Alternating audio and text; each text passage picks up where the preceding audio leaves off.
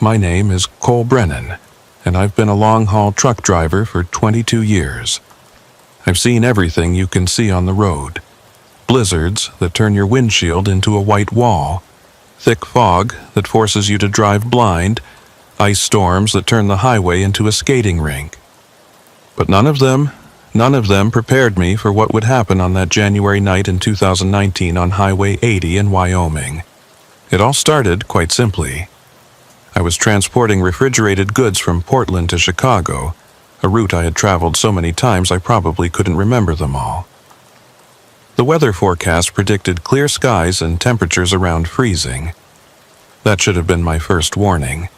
When the temperature is exactly 0 degrees and the road is wet, black ice forms. The invisible killer. You can't see it, you can't prepare for it. 1 second you're driving along smoothly, the next your truck is doing a pirouette across all 3 lanes of the highway. I'd learned about black ice the hard way back in my second year on the road. Flipped a trailer outside of Laramie, totaled the whole rig. Walked away without a scratch. But I never forgot that feeling. The sudden loss of control, the world spinning, the certainty that you're about to die. Since then, I'd been cautious. Maybe overly cautious. My dispatcher used to joke that I drove like somebody's grandmother when the temperature dropped below 40. But caution only helps if you see the danger coming. I left Portland around noon on a Tuesday, planning to push through to a truck stop outside of Cheyenne by morning. The first leg went smooth. I grabbed dinner at a Flying J in Idaho, stretched my legs, called my ex-wife to check on our daughter. Sarah was 12 now, and I'd missed her birthday the week before because of a delayed shipment. The guilt of that still gnawed at me. Melissa, my ex, had been understanding about it, but I could hear the disappointment in Sarah's voice when I'd called from a rest stop in Montana instead of being at her party. "It's okay, Dad," she'd said, in that way kids do when they're trying to be mature about something that hurts. "I know you have to work." I'd promised her I'd make it up to her, take her to that amusement park she'd been talking about. But promises from a long-haul trucker don't mean much when the road keeps pulling you away. Normal stuff. The life I'd chosen, with all its sacrifices. The sun went down somewhere in western Wyoming, and that's when the temperature started dropping. I watched it on the dash thermometer, degree by degree, creeping toward that dangerous threshold. 35, 34, 33. By 11 p.m., I was the only vehicle on the road. That wasn't unusual for this stretch. I-80 through Wyoming could be desolate at night, especially midweek in January. But there was something about the emptiness that night that felt different. Not peaceful. Oppressive. Like the darkness was pressing in from all sides and my headlights were the only thing keeping it at bay.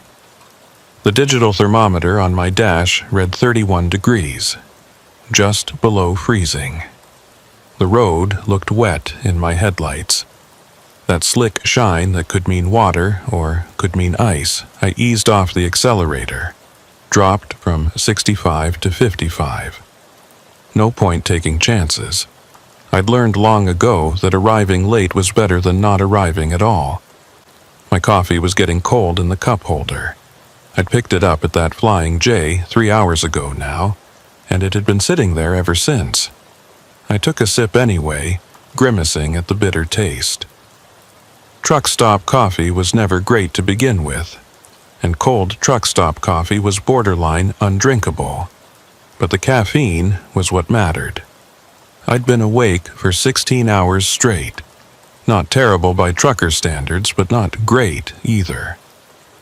My eyes were starting to feel heavy, that gritty sensation that comes from staring at white lines for too long. I rolled down the window a crack, let the freezing air slap me awake. It helped, but I knew I'd need to stop soon. Maybe in another hour. Just get past this stretch of road, find a decent rest area, catch a few hours of sleep before pushing on to Chicago. The radio had been playing classic rock for the past hour, but around 11:30 it cut to a weather alert. Travelers on Interstate 80 between Rock Springs and Rollins be advised of black ice conditions. Extreme caution recommended. Several accidents reported in the area. The automated voice rattled off the warning twice before cutting back to Fleetwood Mac. Black ice. There it was. I checked my GPS. I was about 40 miles east of Rock Springs, right in the danger zone. The smart move would have been to pull off, find a rest area, wait until dawn when the temperature rose and the ice melted. But I was on a tight delivery schedule, and the company I was contracting for didn't like excuses. They'd made that clear when I'd signed on. Late deliveries meant penalties, and penalties meant less money.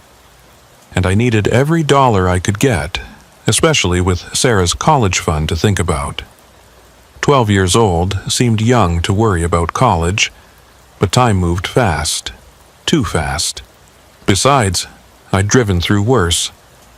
Or so I told myself. Pride is a dangerous thing on the road. It makes you think you're better than you are, more experienced, more capable. It makes you take risks you shouldn't take. I should have stopped. Should have pulled off at the next exit and waited. But I didn't. That decision would haunt me. The road stretched out ahead, empty and black. In the distance, I could see what looked like heat shimmer on the pavement, that wavy distortion you get on hot summer days. Except it was January, and it was freezing. I squinted at it, trying to figure out what I was seeing. Maybe exhaust from another vehicle? But there were no other vehicles. The shimmer moved as I approached, staying just ahead of my headlights like it was pacing me. I slowed down even more, dropped to 45. The shimmer slowed too. That should have been another warning. But I was tired, and my brain wasn't making the connections it should have been making. That's when I saw the mile marker, mile 187. It caught in my headlights as I passed it. Just a regular green sign with white reflective numbers. Nothing special about it. I'd passed hundreds of markers just like it over the years. They were just part of the landscape, background noise you barely registered. But this one stuck with me. Maybe it was the way my headlights hit it. Or maybe it was something else, but I found myself memorizing it. Mile 187. Green sign, slightly tilted to the right. A small dent in the lower left corner where maybe someone had clipped it with a side mirror. I remember thinking the road looked particularly dark past that point, like my headlights weren't reaching as far as they should. The beams seemed to get swallowed up by the darkness, barely illuminating 20 yards ahead instead of the usual 50 or 60. I checked the high beams. They were on, but it didn't make a difference. My coffee had gone cold in the cup holder, but I took another sip anyway, forcing it down. The cab was warm, maybe too warm. I'd had the heater cranked up for the past hour, and now I was starting to feel drowsy. The warmth, the darkness, the monotonous white lines sliding past, it was all conspiring to put me to sleep. I cracked the window an inch wider, let in more cold air. It stung my face, made my eyes water, but it kept me alert. That's when I heard it, or didn't hear it, rather. The usual road noise, the steady hum of tires on asphalt, the low rumble of the engine. It all seemed muffled somehow, distant, like I was hearing it through water. I shook my head, trying to clear it. Maybe I was more tired than I thought.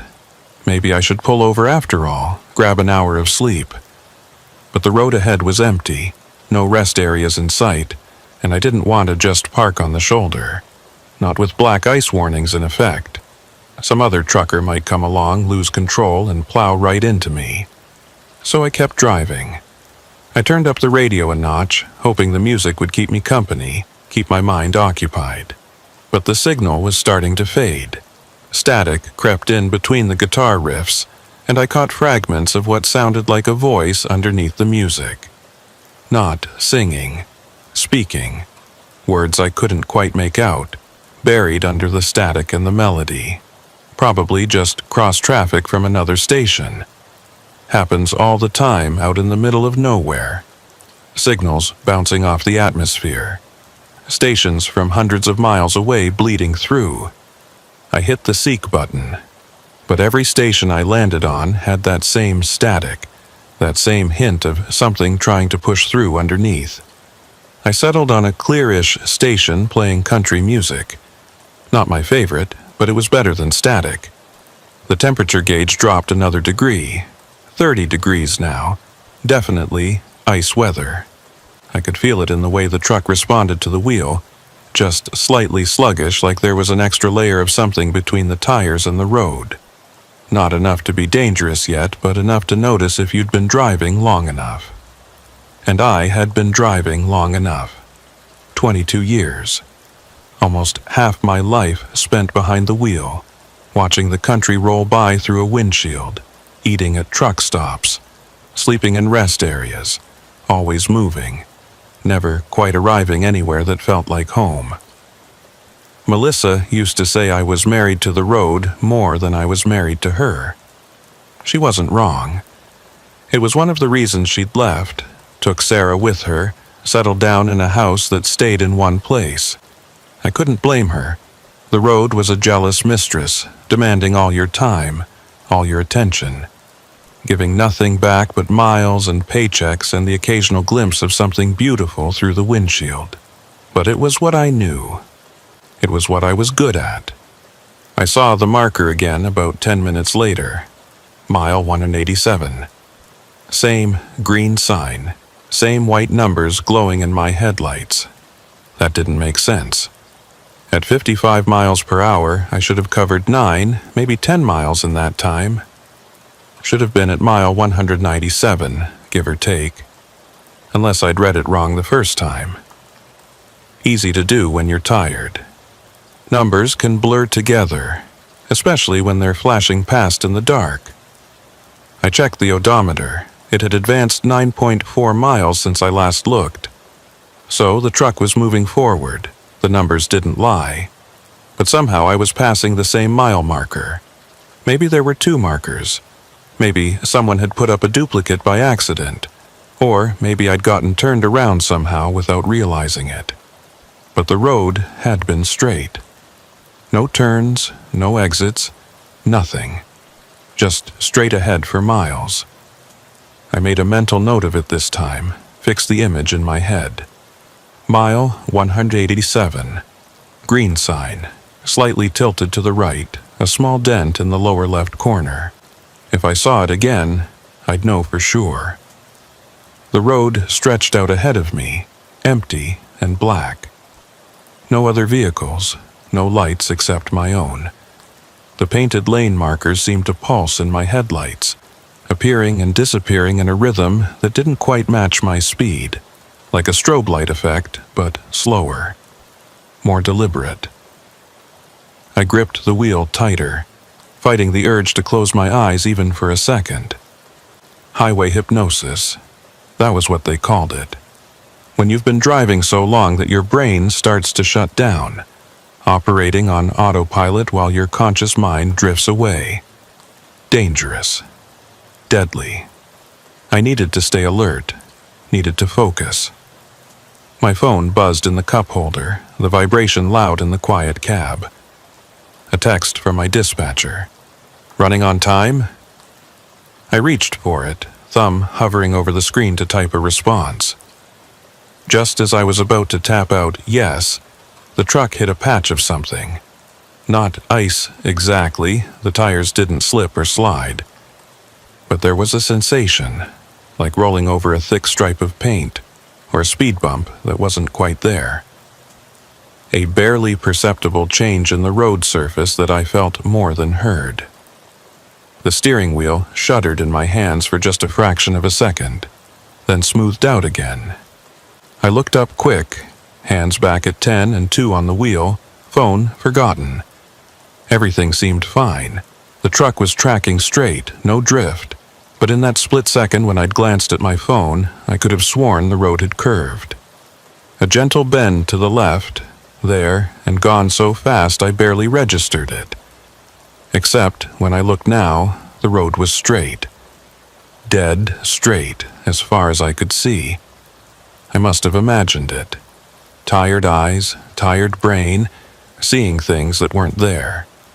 But my hands were shaking slightly on the wheel. The radio cut out completely. Just static now. White noise that seemed to rise and fall like breathing. I punched the power button off, and the silence that filled the cab was worse. It felt thick, pressing in on my eardrums, making them ring. I could hear my own heartbeat. Slow and steady at first, then gradually picking up speed. Thud, thud, thud, thud, thud, thud, thud. Why was my heart racing? Nothing had happened. I was just driving. Just another night on I-80. But something felt wrong. Something I couldn't put my finger on. The air in the cab felt different. Thicker. Harder to breathe. The darkness outside seemed darker, like it had weight to it. And that shimmer on the road ahead, it was still there, still pacing me, staying just beyond my headlights. That's when I saw the marker for the third time.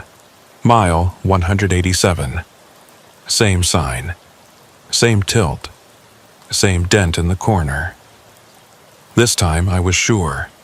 I slammed on the brakes without thinking. Felt the tires lock up for a second before the ABS kicked in. That rapid pulsing under my foot as the system fought to keep the truck under control. The big rig shuddered and slowed, momentum carrying it forward even as the brakes screamed. I pulled hard onto the shoulder, felt the right side tires leave the pavement and hit gravel, and finally, the truck came to a stop. I threw it in park, hands still locked on the wheel. My breath was coming fast now, fogging the windshield. The engine idled rough, coughing like it was struggling for air. I sat there, trying to process what I'd just seen.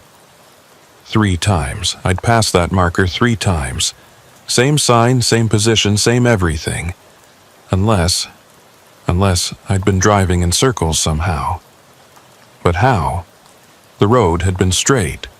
No turns, no curves, no exits, just straight ahead. I dug my logbook out of the sleeper berth behind me, my hands shaking so bad it took 3 tries to grab it. I flipped to today's page, checking my entries. According to my notes, I'd left Rock Springs at 11:08 p.m. A quick glance at the clock showed 11:51 p.m. now. 43 minutes. At 55 miles per hour, that should have put me 40 miles east of Rock Springs. But mile 187 was only, 20 miles east? Maybe 25? The math didn't work. I looked out the windshield. The mile marker stood there in the beam of my headlights, silent and still, mocking me. I kept driving. What else was I going to do? Sit on the shoulder all night, waiting for dawn that might never come? Call someone. Who? The cops. And tell them what exactly? That I kept passing the same mile marker? They'd think I was drunk or high or having some kind of breakdown. Maybe I was having a breakdown. Maybe this was what it looked like when you finally snapped after 22 years of this life. Just came apart at the seams on some nameless stretch of Wyoming highway. But the mile marker was real, the sign was real. I'd seen it multiple times. So I put the truck in drive and got back on the road, slower this time, watching everything. Every detail, every shadow. Looking for the trick, the explanation, the thing I was missing that would make all of this make sense. The road stayed straight. My headlights pushed back the darkness, illuminating 50 yards, 60 yards, then seeming to falter and pull back to 30. The painted lines scrolled past underneath, steady and rhythmic. White lines on my right, yellow lines on my left, broken dashes in the middle that came at regular intervals. 1 1,000, 2 1,000, 3 1,000. Dash. 1 1,000, 2 1,000, 3 1,000. Dash. I counted them in my head, timing them, making sure they were consistent. They were. Everything was normal. Everything made sense. Except for the mile marker that appeared again 5 minutes later. Mile 187. This time I didn't brake. I just let my foot ease off the accelerator, let the truck slow on its own as I rolled past that sign for the 5th time. I stared at it as I passed, memorizing every detail. The tilt, the dent, the way the reflective white numbers caught my headlights. And something new, something I'd missed before. There was a scratch on the post, about 3 feet up from the ground, deep enough to catch my headlights, bright metal showing through the green paint. And below it, carved into the metal, barely visible, words. Someone had carved words into the marker. I couldn't read them as I passed, but I saw the marks. Letters. A message. My foot found the brake pedal. The truck slowed, stopped. I sat there idling, staring at the marker in my side mirror. The scratches were there. I could see them, faint but present, catching the glow of my running lights. I should have gotten out. Should have walked back there and read whatever message some previous driver had left. But something kept me in the cab. Some instinct, some animal part of my brain that said getting out of the truck was the wrong move. So I shifted into reverse, backed up slowly until the marker was alongside my window. I cranked the window down all the way, cold air flooding in, and leaned out to get a better look. The scratches resolved into letters. Crude, carved with something sharp, a knife maybe, or a screwdriver. The metal underneath was bright and new, like the message had been left recently. Turn back. That was it. 2 words. Simple. Direct. My skin went cold, colder than the wind rushing through the window. Someone else had been here. Someone else had seen whatever this was, and their advice was to turn back. I looked in my mirrors, checking the road behind me. Empty. Dark. The same endless stretch of pavement I'd been driving on for the past hour. Turn back to what? To where? Behind me was the same as ahead of me. Just road, just darkness, just that marker waiting somewhere in the loop. Because it was a loop. I understood that now. Somehow, impossibly, I was driving in a circle.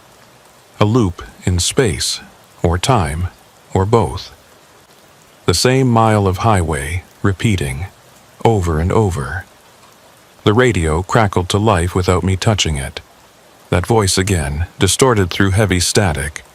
If you're hearing this, you need to... The words cut off, replaced by white noise, then, already too late, more static. Then silence. I slammed the radio off, but my hand was shaking so badly I missed the button twice before hitting it. The silence rushed back in, and with it, that feeling of pressure, like the air in the cab was getting thicker. I needed to think, needed to figure this out logically. There had to be an explanation. Roads didn't just loop. Space didn't work like that.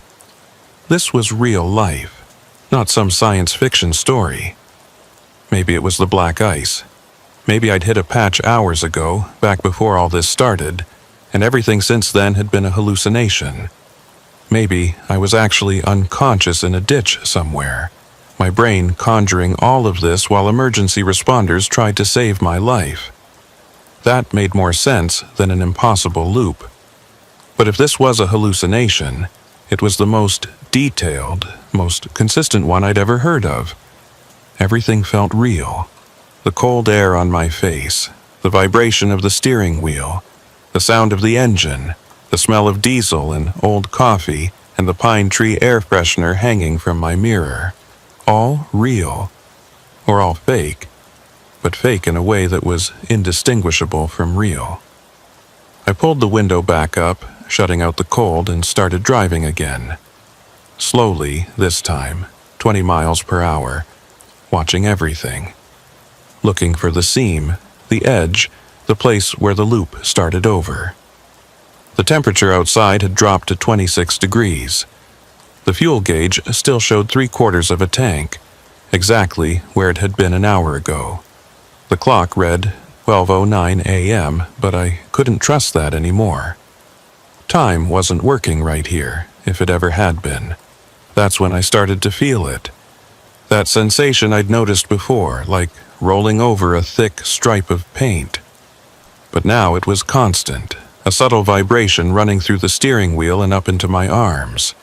Not rough road, not engine trouble, something else, like the pavement itself was humming. A frequency just below hearing, felt more than heard. It made my teeth ache, made my bones vibrate. The headlights caught something in the distance. Not the mile marker, something on the road itself. Dark streaks zigzagging across both lanes. As I got closer, I realized what they were. Tire marks, the kind you get when someone slams on their brakes and loses control. They wove back and forth across the center line, desperate attempts to maintain stability before straightening out and just ending, stopping mid-road as if the vehicle had simply vanished.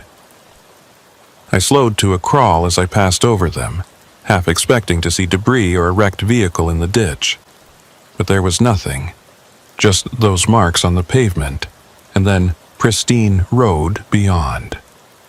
My own tire tracks should have been visible behind me by now. I'd driven this stretch enough times that there should have been multiple sets, layer upon layer.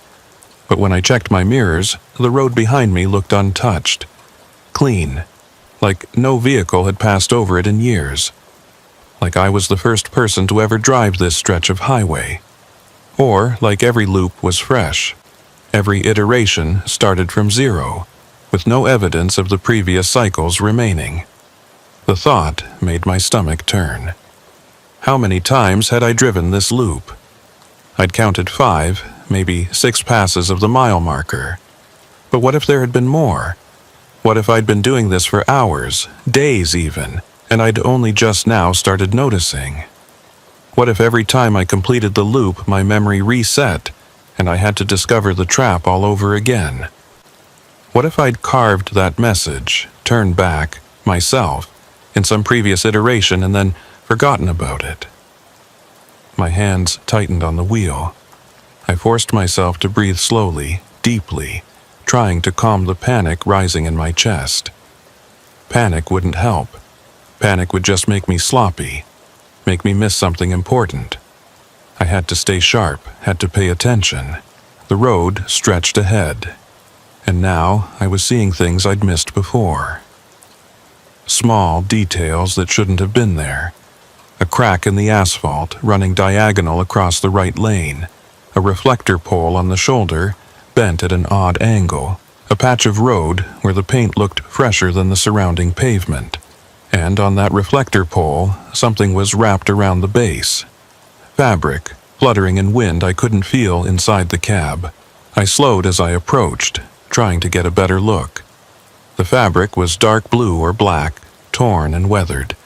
Could have been there for years. Could have been there for days. In this light, it was impossible to tell. As my headlights swept across the pole, I saw more scratches, more words carved into the metal. I couldn't read them from the road, but they were there. More warnings, more messages from drivers who'd been trapped before me. How many had there been? The question sent a chill down my spine. This wasn't new. This had been happening for a while. Long enough for multiple people to leave messages.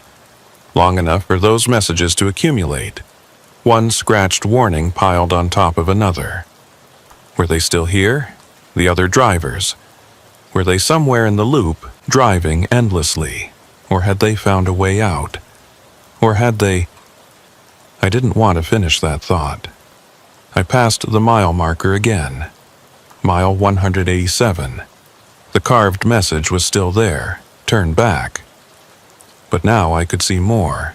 Below it, in smaller letters I'd missed before, someone had carved a date. January 3rd, 2019. 5 days ago. Someone had been trapped here 5 days ago, stuck long enough to carve a warning into the mile marker, and then what? Had they escaped? Were they still here? The clock on my dash read 12:47 a.m. But I didn't trust it anymore.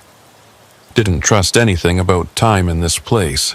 The radio hissed to life again. Multiple voices now, overlapping. Mile marker. Black ice. Can't get out. The voices talked over each other. Some male, some female, some young, some old. All of them scared. All of them desperate. It's watching. That one stood out. A woman's voice, clear for just a second before being swallowed by static. It's watching. What was watching? The road? The loop itself? Or something else? Something I hadn't seen yet? I looked out the windows, scanning the darkness. Nothing but empty road and black sky and that oppressive sense of being enclosed, trapped in a bubble of light surrounded by infinite darkness. But that voice had been so certain, so specific. It's watching. I felt the hairs on the back of my neck stand up. The truck hit that strange patch of road again, and this time it was worse. The whole vehicle shuddered, frame rattling like it was coming apart. The steering wheel jerked in my hands, trying to pull to the left. I fought it, muscles straining, and after a few seconds the shaking stopped. The truck settled back into its normal rhythm, but my heart was pounding now. That had been close. Close to what, I didn't know. But it had felt like the truck was about to tear itself apart, or tear through into somewhere else, somewhere worse than this loop. When I looked at the road ahead, I saw something that made my blood run cold. Double vision. Two roads overlaid on top of each other. One was the regular highway, painted lines, smooth pavement, everything normal. The other was darker, older, the pavement cracked and buckled. And at the edges of that darker road I could see shapes, figures standing still, watching as I drove past. I blinked hard, trying to clear my vision. The double image persisted. Both roads were there, both real, occupying the same space but slightly offset, like a 3D image without the glasses. And on that darker road, those figures were getting closer. I kept my eyes locked on the regular road, the real road, and tried to ignore the other one. But it was getting harder. The two images were bleeding together, the boundary between them blurring like watercolors running together on wet paper. The scratching sound started then. Faint at first, almost inaudible under the engine noise, but growing louder, more insistent, metal on metal coming from underneath the truck, like something was dragging itself along the undercarriage, climbing up toward the cab. I sped up, 30, 40, 50. The scratching kept pace, that rhythmic scraping matching the rotation of my tires. The mile marker flashed past. Mile 187. But this time, there were two of them. One on the real road, one on the dark road. And the one on the dark road had more writing. So much writing, carved into every inch of available space. Overlapping messages, desperate warnings, all saying the same thing in different words. It's not the road. Turn back while you can. Don't stop. It's in your head. Been here 3 days. No way out. And at the very bottom, in letters so small I almost missed them as I drove past. Cole Brennan, Jan 8. My name. My name was on that marker. But I'd never stopped, never gotten out to carve anything, which meant, in some future loop, some iteration I hadn't reached yet, I would stop. I would give up, I would take something sharp and add my own message to that post, layering my warning on top of all the others. The thought terrified me more than anything else that had happened so far, because it meant there was no way out, no escape, just endless loops until exhaustion or despair or madness made you stop and carve your name into that cursed marker as a warning to yourself that you'd never be able to read. I'd lost track of how many times I'd passed the marker. 10, 20. The numbers had stopped meaning anything. Time didn't work right here, distance didn't work right, and I was starting to suspect that reality itself didn't work right within this loop. The scratching under the truck had stopped, but I could still feel its echo, a phantom sensation that made my skin crawl. The double vision came and went in waves. Sometimes I could see only the real road, sometimes only the dark one, sometimes both overlaid in a dizzying palimpsest that made my head pound.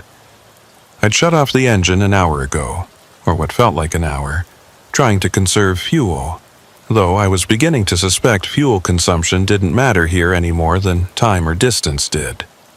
The gauge still read 3/4 full, frozen at that level like everything else was frozen in this perpetual loop. But the silence had been worse than the engine noise, so I'd started it back up, needing the familiar rumble to remind me I was still connected to something real, something mechanical and understandable. The cab was getting colder despite the heater. My breath came out in white clouds.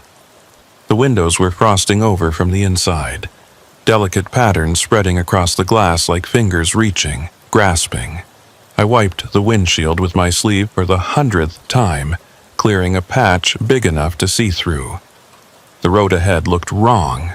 Not just the double vision wrong, something else. The pavement seemed to ripple, like heat shimmer but inverted, cold shimmer, waves of freezing air distorting everything. Something moved at the edge of my headlights. Not one of the shadow figures from the dark road.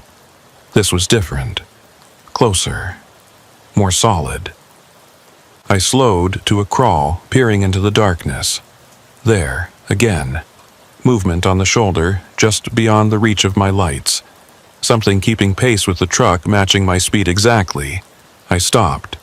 The truck idled, rough, coughing. Whatever was out there stopped too.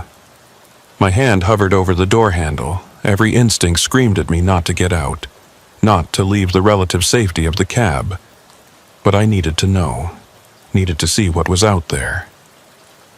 I counted to 3, then jerked the door open. The cold hit me like a physical force, stealing my breath. It wasn't natural cold. It was aggressive, alive, pressing against my skin like something trying to get inside. I grabbed my flashlight and stepped down onto the pavement, my boots crunching on frost that shouldn't have been there. The shoulder was empty.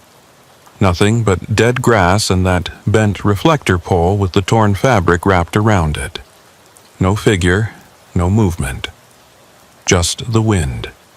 Except there was no wind. The air was perfectly still, the cold pressing down like a weight. I walked toward the reflector pole, flashlight beam cutting through the darkness. Up close, I could see the fabric was from a jacket, a trucker's jacket, the kind with reflective strips on the shoulders. It was shredded, like it had been torn off violently. The pole itself was covered in scratches, messages carved so thick they overlapped into illegibility, but I could make out fragments. January 3rd, still here. Day 2, food running out. Don't trust the marker. It changes the numbers. Sarah, if you're reading this, I jerked back. Sarah, my daughter's name. But that message wasn't for me. The handwriting was different, rougher. Someone else had a daughter named Sarah.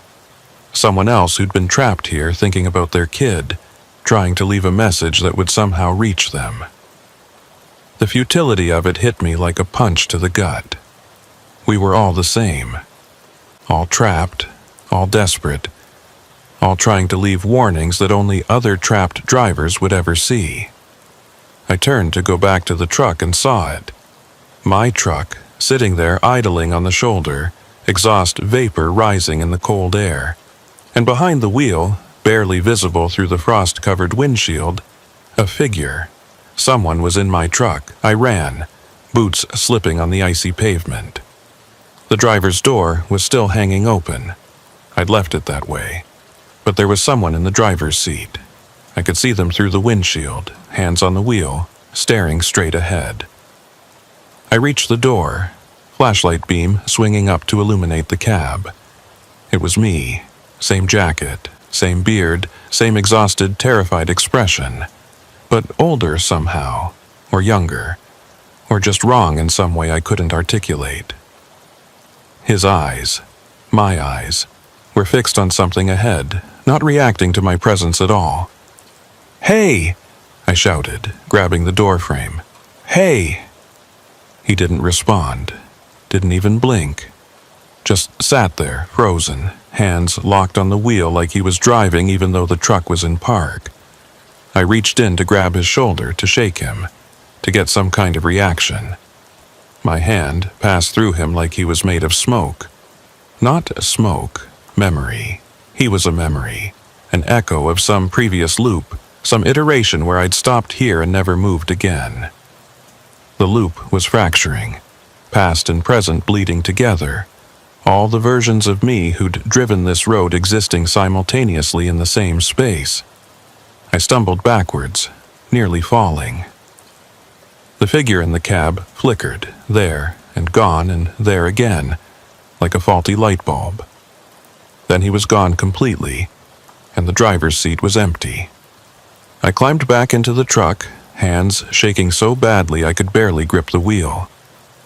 The seat was cold, far colder than it should have been, and on the dashboard, written in the frost, were 2 words: "Still sliding." I wiped them away with my palm, smearing the frost, but they reappeared immediately, like the cold itself was forming the letters. Still sliding. The radio crackled. "You hit the ice hours ago. You're still sliding. This is all happening in the seconds between losing control and impact. Your brain is stretching it out, trying to make sense of it, creating this loop to avoid facing what comes next." I ripped the radio out.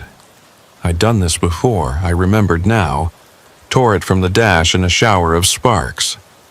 It kept talking, the voice coming from the empty hole where the radio had been. "You never left the ice. You're still there, still sliding, still about to crash. This loop is your mind's last defense, creating an endless moment to hide in. But you can't hide forever." I slammed my fists against the dashboard, again and again, until my knuckles split and bled.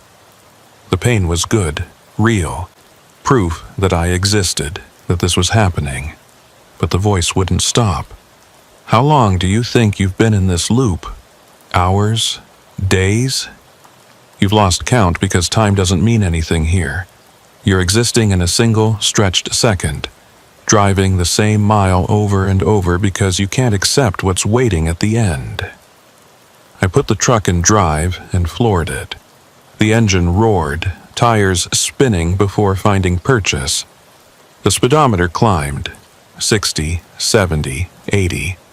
The truck wasn't designed for this speed, especially not on potentially icy roads, but I didn't care anymore. I had to break free, had to force my way out of this loop through sheer momentum. The road blurred past. The mile marker appeared and disappeared in strobe light flashes.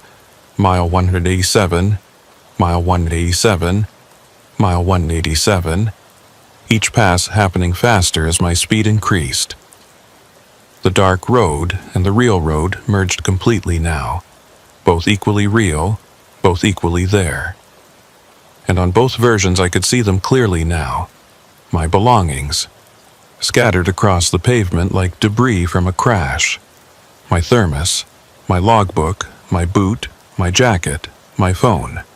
All the things I'd had with me, spread out across the road like they'd been thrown from a tumbling vehicle. Like they'd been thrown from my vehicle when it crashed. The voice was right. This was a crash. I was in a crash right now, had been in a crash all along. My mind was just refusing to accept it, creating this elaborate loop to hide in while my body... No, I slammed on the brakes. The truck didn't slow. The speedometer kept climbing. 90, 95, 100. The steering wheel was locked, frozen, not responding to my desperate attempts to turn it. The brakes did nothing. I was a passenger now in my own truck, watching helplessly as it accelerated toward something I couldn't see.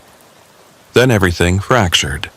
The road split into 1,000 versions, all simultaneously real.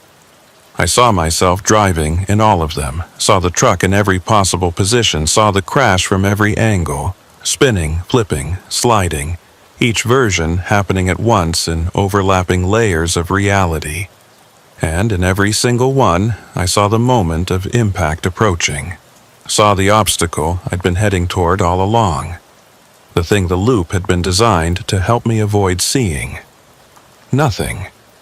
Just empty air where the road ended, where the pavement gave way to void. The black ice had taken me off the highway. I'd been driving on nothing for hours, held up only by momentum and denial, my mind refusing to acknowledge that I'd already left the real road behind. The truck launched into empty space, and for one perfect crystalline moment, I could see everything. The loop wasn't in the road. It was in my head. Every iteration, every repeated mile marker, every warning carved into every post, all of it was my mind's desperate attempt to find a way back to the moment before I hit the ice, before I lost control, before everything went wrong. But there was no going back. There was only forward, only down, only the inevitable conclusion I'd been circling around and around, unable to face. The truck fell. The truck lurched and I was back in the cab, hands on the wheel, headlights illuminating normal road. The radio was intact, playing quiet country music. The clock showed 3:47 a.m. The mile markers I passed were sequential. Mile 203, mile 204, mile 205. I was past it, past the loop, past mile 187. I pulled onto the shoulder, killed the engine, and sat there shaking. My whole body felt wrong, like I'd been torn apart and put back together slightly misaligned. I checked my hands, no blood on my knuckles where I'd punched the dashboard. Checked the radio, intact, no signs of being ripped out. Checked my logbook. The last entry was from Rock Springs at 11:08 p.m. According to the book, I'd been driving for 4 hours and 39 minutes. Normal time. Regular time. Like the loop had never happened. But my jacket was torn at the shoulder. And when I checked the back of the cab, my boot was missing. I got out and walked around the truck, legs unsteady. Everything looked normal. No damage, no scratches, no signs of what I'd just been through. But on the passenger door, barely visible in the pre-dawn light, someone had carved a message. Mile 187, we're still there. My blood went cold. I touched the scratches, fresh, cutting through to bare metal. Someone had carved this recently.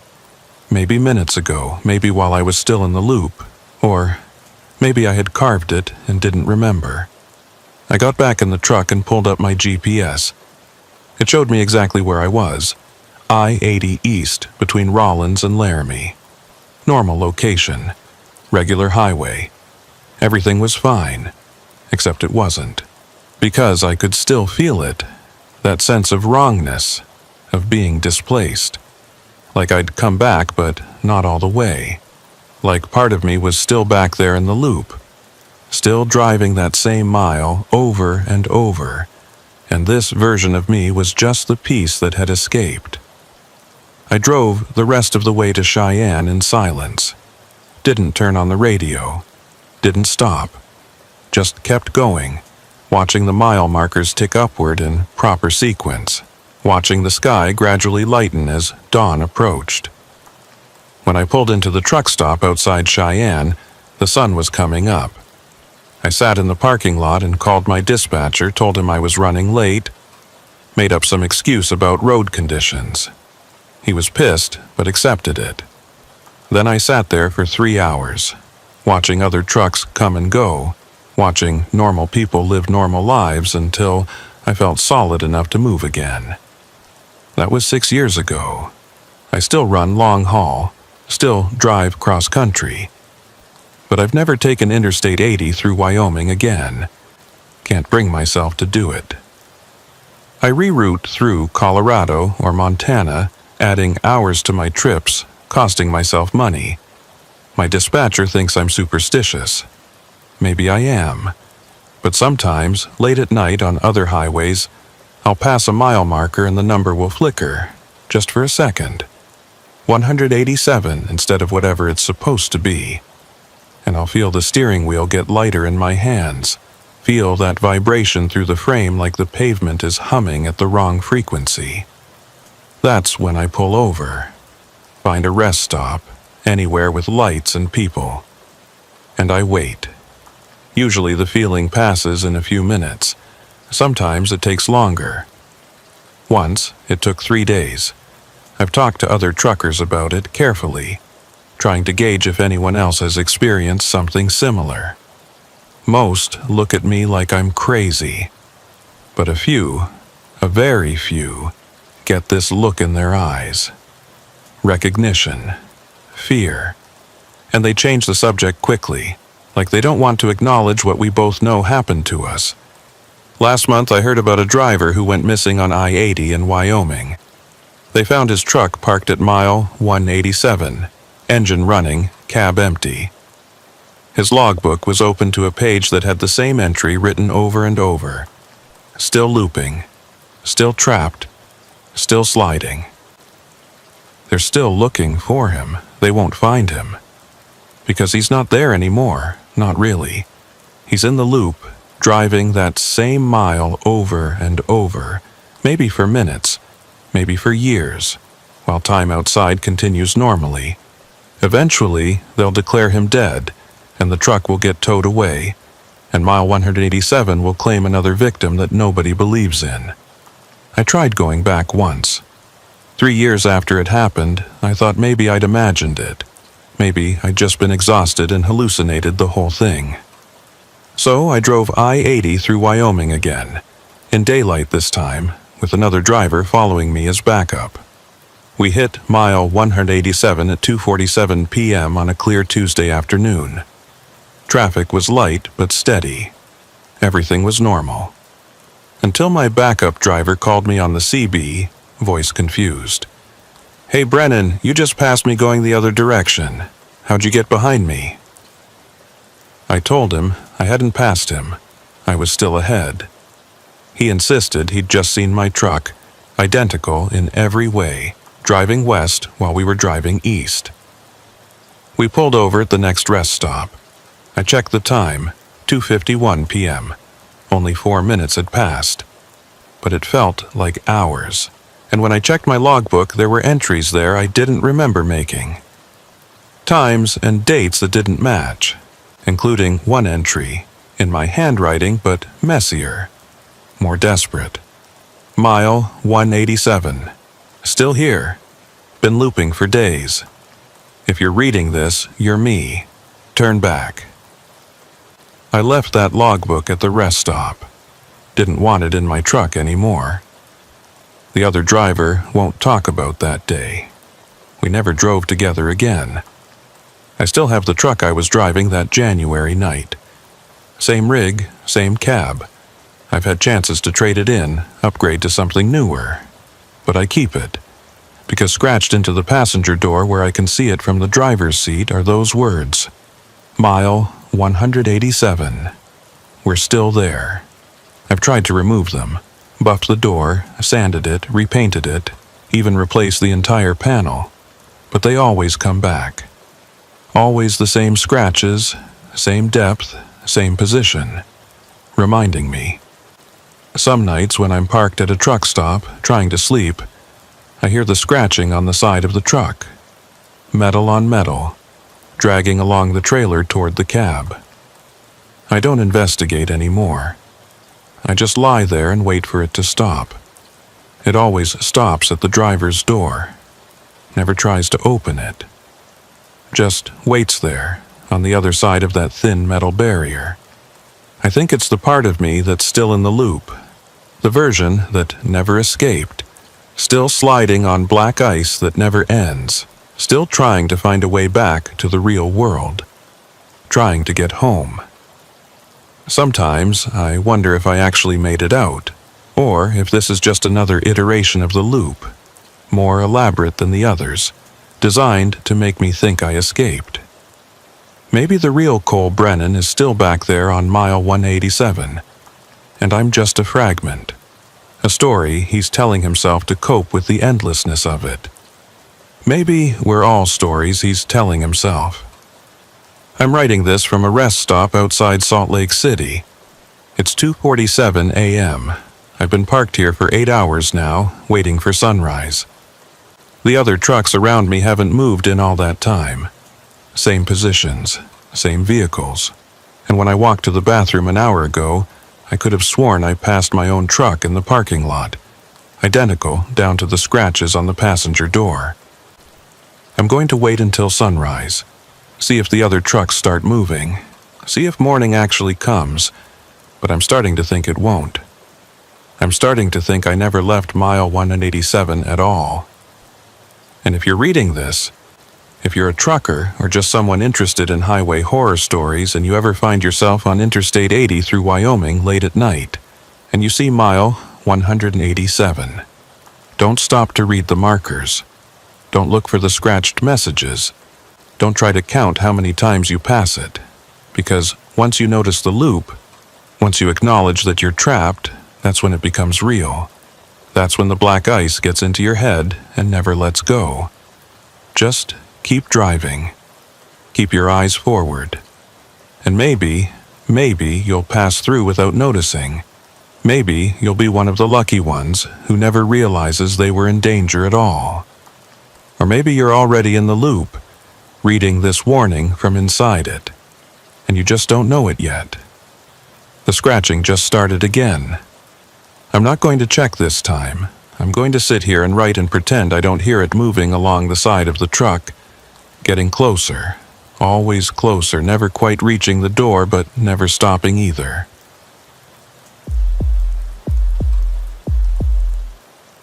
My name is Mason Blake, and I need to tell you what happened on Route 191 through Montana last February.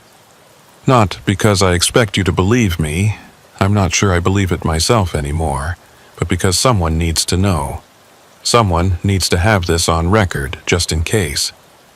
I've been hauling freight for 9 years now. Started right out of high school when college didn't work out, and my old man got me a connection with a regional carrier. It's not glamorous work, but it pays the bills, and I like the solitude.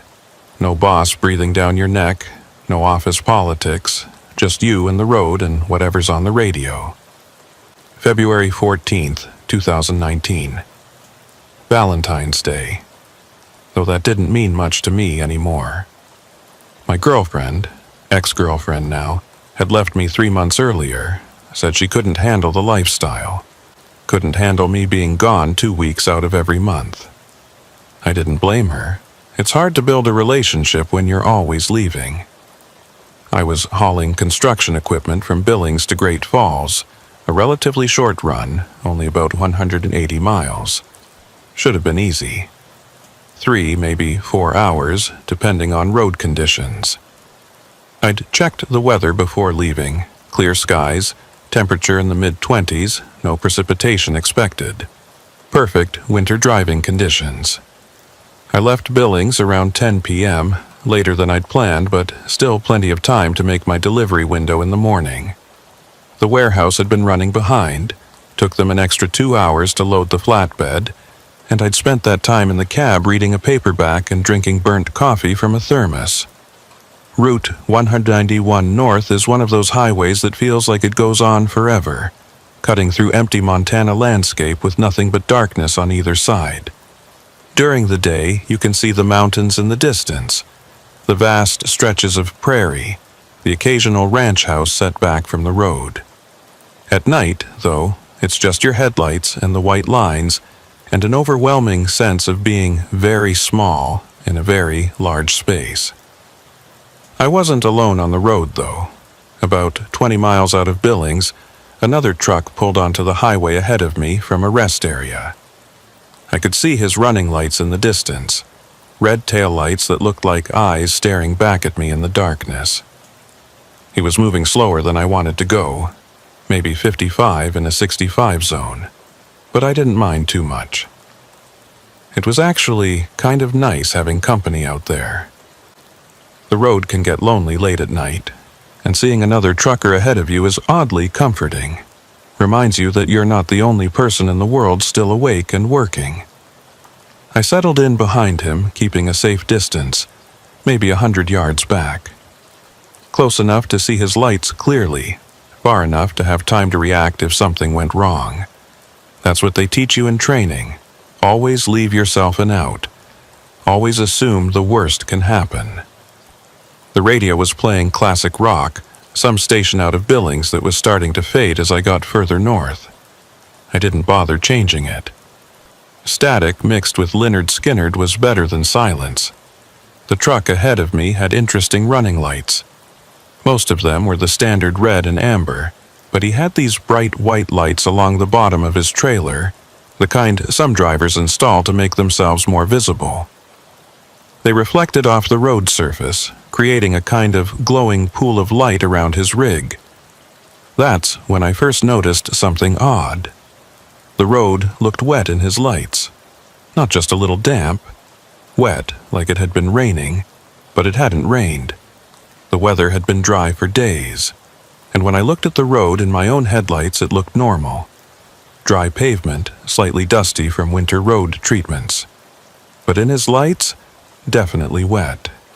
I could see the reflection, that telltale shine. I figured it was just an optical illusion, something about the angle of his lights or the way they bounced off the asphalt. Happens sometimes. I've seen roads look wet when they're dry, seen mirages on hot summer days that make you think there's water ahead when there's nothing. I kept driving, eyes on his taillights, brain on autopilot. We passed mile marker 55 around 10:40 p.m. I remember because I glanced at the clock and did the mental math. We were making decent time despite his slower speed. I'd still make my delivery window easy. The temperature gauge on my dash read 24 degrees. Cold, but not dangerously so. No warnings about icing conditions, no alerts on the radio. Just a cold, clear Montana night. The truck ahead of me tapped his brakes. Not hard, just a gentle tap that made his brake lights flare. I eased off my accelerator, giving him more room. Maybe he'd seen something in the road. A deer, maybe, or some debris. But then he sped back up, and everything seemed fine. That happened twice more over the next 10 miles. He'd slow down, brake lights flashing, then accelerate again. Each time I'd tense up, ready for whatever hazard he was reacting to, and each time there'd be nothing. Just empty road. I started to wonder if maybe he was having mechanical problems. Maybe his brakes were sticking, or his cruise control was acting up. I considered passing him, getting around whatever issue he was having. But something kept me back there, some instinct I couldn't name. The road started to climb gradually. Not a steep grade, just a gentle rise as we approached higher elevation. The prairie gave way to rolling hills, and the darkness seemed to get thicker, pressing in from the sides. That's when I saw it in his lights.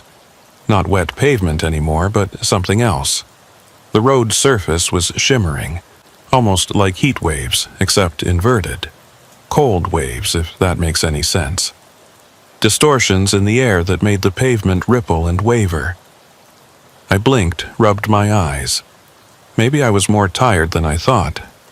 9 years on the road, and I'd learned to recognize the signs of highway hypnosis, the way your brain starts to shut down after too many hours of staring at white lines. This felt different, though. The shimmer moved with him, stayed just under his trailer, following him like a shadow, or like he was creating it somehow, his passing disturbing something in the road surface that my truck hadn't reached yet. I checked my mirrors. Empty road behind me. Checked ahead, just his lights and that weird shimmer. Checked my instruments, everything normal. Fuel good, temperature steady, all systems green. So why did I feel so uneasy? The radio crackled, signal breaking up. The music cut in and out, replaced by bursts of static. I hit the seek button, but every station was the same. Fragments of sound mixed with white noise. Finally, it settled on something. A clear signal, but not music. A voice, "Northbound traffic on 191. Be advised." I turned it up, listening.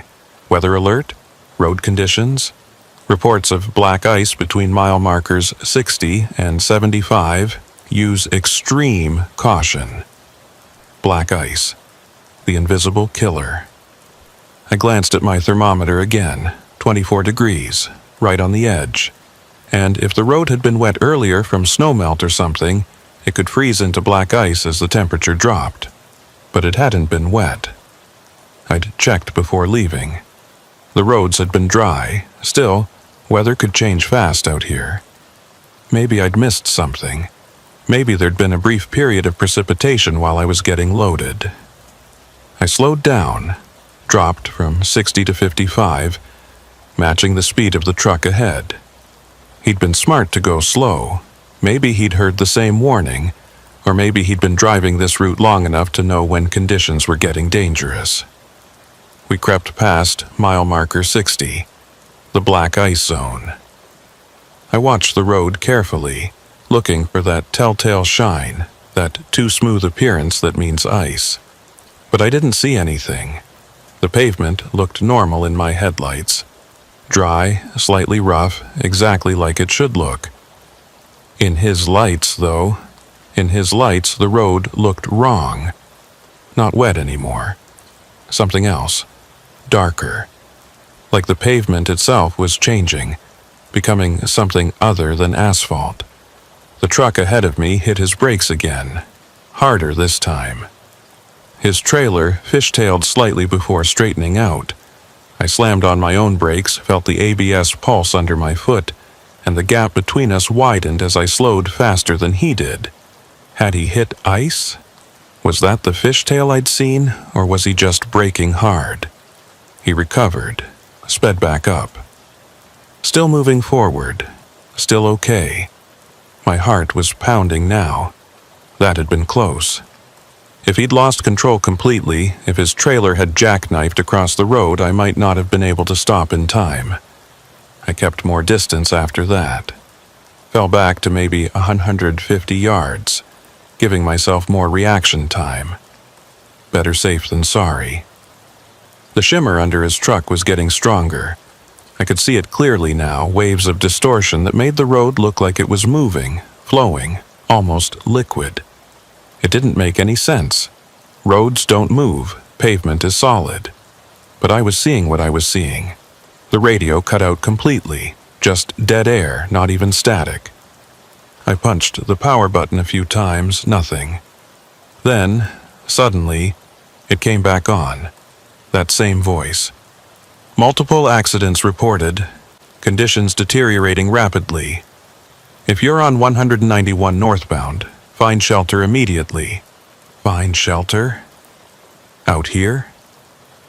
There was nothing but empty road and darkness. The nearest town was 40 miles ahead, and I hadn't seen a rest area or even a wide shoulder where I could safely pull off. I looked for the truck ahead of me, those reassuring taillights that said I wasn't alone out here. They were getting dimmer, fading, like he was pulling away from me even though I hadn't slowed down. I checked my speedometer, 55, steady.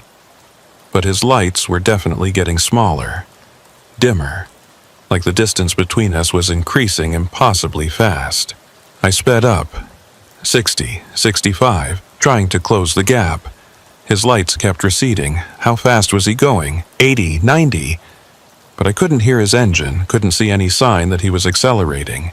He just seemed to be moving away, like the space between us was stretching. Then, between one heartbeat and the next, his lights vanished completely. Not like he'd turned them off. Not like he'd gone over a hill or round a curve. The road ahead was straight and flat. They just stopped existing. I was alone on the highway. I eased off the accelerator, heart racing, trying to understand what I'd just seen. Trucks don't disappear. They don't just vanish into thin air. There had to be an explanation. Maybe he'd turned off onto a side road I hadn't noticed. Maybe his lights had failed all at once. Unlikely, but possible. Maybe my eyes were playing tricks on me, and he was still up there somewhere in the darkness, and I just couldn't see him anymore. I kept driving, watching for any sign of him. Taillights, debris, tire marks, anything that would explain where he'd gone. The road ahead looked normal in my headlights. Just asphalt and painted lines and empty darkness beyond. No shimmer, no wetness, no distortion.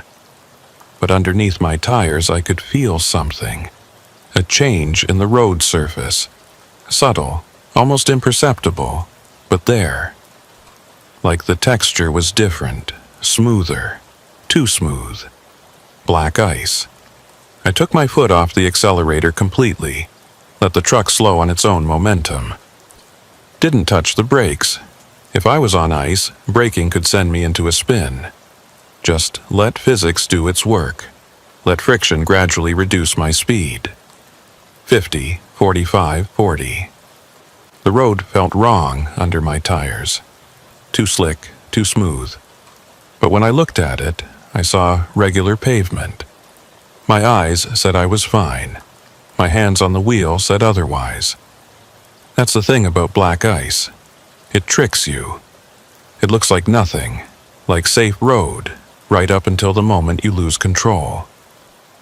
I was down to 35 when I saw them. Tire tracks. 2 sets, running parallel, heading north. They appeared suddenly in my headlights, dark lines on the pavement that looked almost burned in. Chain marks. Someone had been driving with chains on. The truck ahead of me. He must have had chains, must have known about the ice even before the radio warning. That's why he'd been going slow, why he'd tapped his brakes periodically. He was testing the road, feeling for traction. I followed his tracks, keeping my tires in his path. If he'd made it through okay, then I could too. I just had to stay calm, stay in his tracks, and the tracks ended. Not gradually, not fading away as the road changed.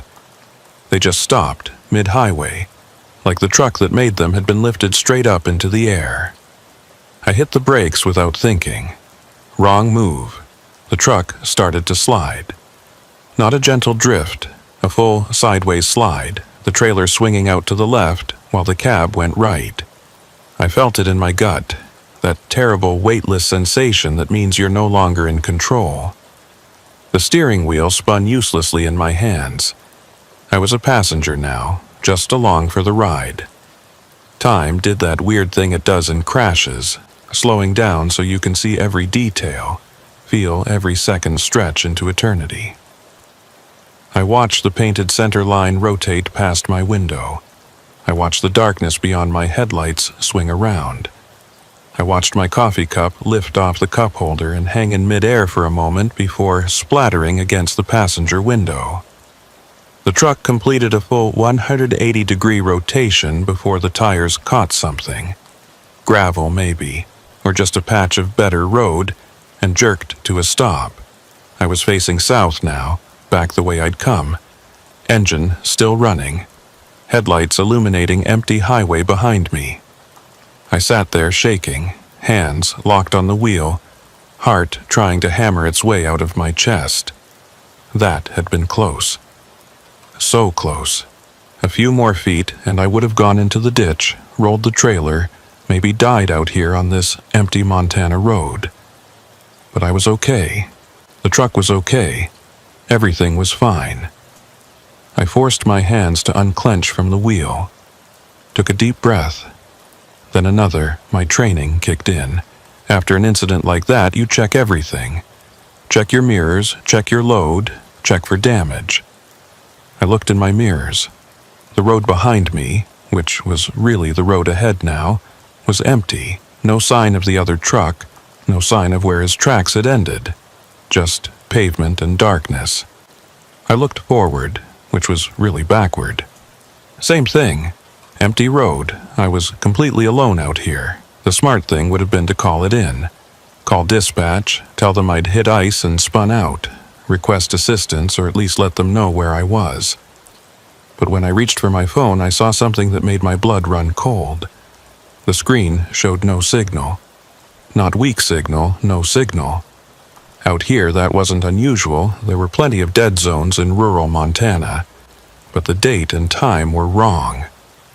The phone said it was February 15th, 3:47 a.m. That couldn't be right.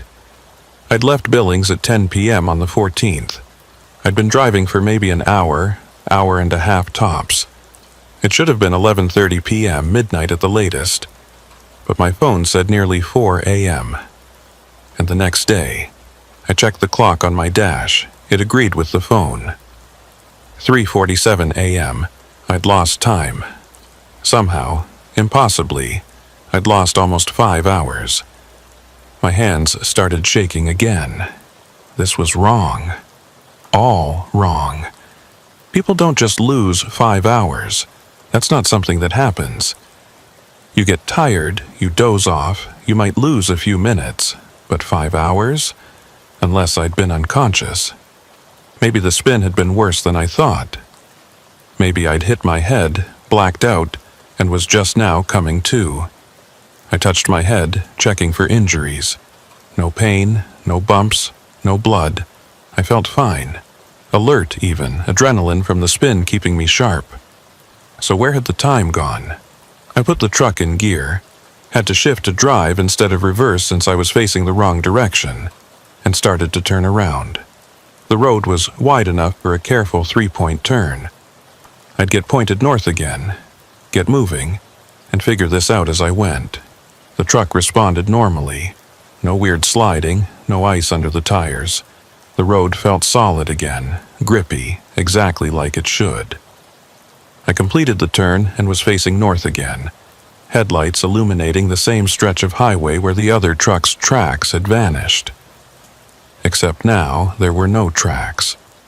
The road was clean, unmarked, like no one had driven over it in hours, like I'd imagined the whole thing. But I hadn't.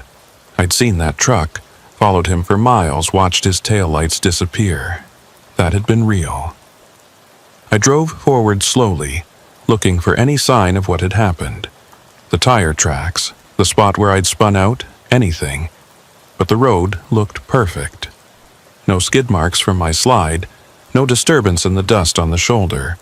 Nothing to indicate that a 40,000-pound truck had just done a full rotation right here. This was wrong. This was all wrong. The radio crackled back to life. Search and rescue operations suspended until daylight. Anyone with information about the missing vehicle. Missing vehicle? What missing vehicle? Last seen on Route 191 northbound near mile marker 65. Driver's family requesting. I punched the radio off. I couldn't listen to this. Couldn't think about some other driver who'd gotten into trouble on this same stretch of road. Except, where was mile marker 65? I looked for the last marker I'd passed. There, mile marker 63. So I was close to wherever that other driver had disappeared. Was that a coincidence? Or was whatever had happened to them happening to me? I drove faster, wanting to get out of this area, put distance between myself and mile marker 65. 60 miles per hour, then 65, pushing the limit of what felt safe. The road stayed solid under my tires. No ice, no sliding, no problems. Whatever black ice had been there was gone now, melted or evaporated or just gone. But I couldn't shake the feeling that I was missing something. Some crucial detail that would explain the lost time, the vanished truck, the tracks that ended in nothing. I passed mile marker 65. Everything looked normal. Just highway, stretching north into darkness. No stranded vehicle, no accident scene, no signs of trouble. Whatever search and rescue the radio had mentioned, they weren't here now. Then I saw something that made me slow down. In the ditch, on the right side of the road, barely visible in my headlights, was debris. Not a lot, just a few scattered objects, but definitely man-made, definitely recent. I pulled onto the shoulder, put on my hazards, and grabbed my flashlight. I shouldn't stop, shouldn't get out. Should just keep driving and report this to the authorities when I got to civilization. But I had to know. I climbed down from the cab, boots crunching on gravel. The cold hit me immediately. It had gotten colder, much colder. My breath came out in thick clouds. The temperature must have dropped 20 degrees. I walked to the edge of the ditch, shining my flashlight down. The debris resolved into recognizable objects. A coffee cup, a CB radio handset still attached to its coiled cord, what looked like a leather jacket, trucker gear, personal items. The kind of things that might get thrown from a cab during a crash. But where was the truck? If someone had crashed here, where was the vehicle? I swept my light across the ditch, looking for wreckage. Nothing. Just these few objects and otherwise undisturbed snow and frozen grass. I climbed down into the ditch, not deep, maybe 6 feet, and picked up the jacket. It was heavy, insulated, designed for cold weather driving, the kind every trucker owned. There was a name tag stitched on the chest, Dalton. I dropped it like it had burned me. Dalton, I knew that name. Dalton Briggs, he drove for the same regional carrier I did. We'd met a few times at truck stops, shared coffee and complaints about dispatch. Nice guy, maybe 10 years older than me, had a wife and kids back in Billings. This was his jacket, but that meant Dalton was the missing driver, the one search and rescue was looking for. I'd been following him. I'd watched his lights disappear, and now his jacket was in a ditch on Route 191, with no truck and no body and no explanation. My flashlight beam caught something else. Scratched into the frozen dirt of the ditch wall were words. Recent scratches, fresh, done with something sharp. The ice wasn't on the road. I backed away, scrambling up out of the ditch. My heart was racing again, breath coming fast. This was beyond wrong. This was nightmare territory. I ran back to my truck, climbed in, slammed the door. Locked it, like that would help. Like whatever had happened to Dalton could be kept out with a simple lock. I needed to get out of here. Needed to reach civilization. Find help. Report this. Let the professionals figure out what was going on. I threw the truck in gear and accelerated hard. Tires spitting gravel before finding pavement. The speedometer climbed, 70, 75, faster than I should go, but I didn't care anymore. I just wanted distance. The road stayed solid.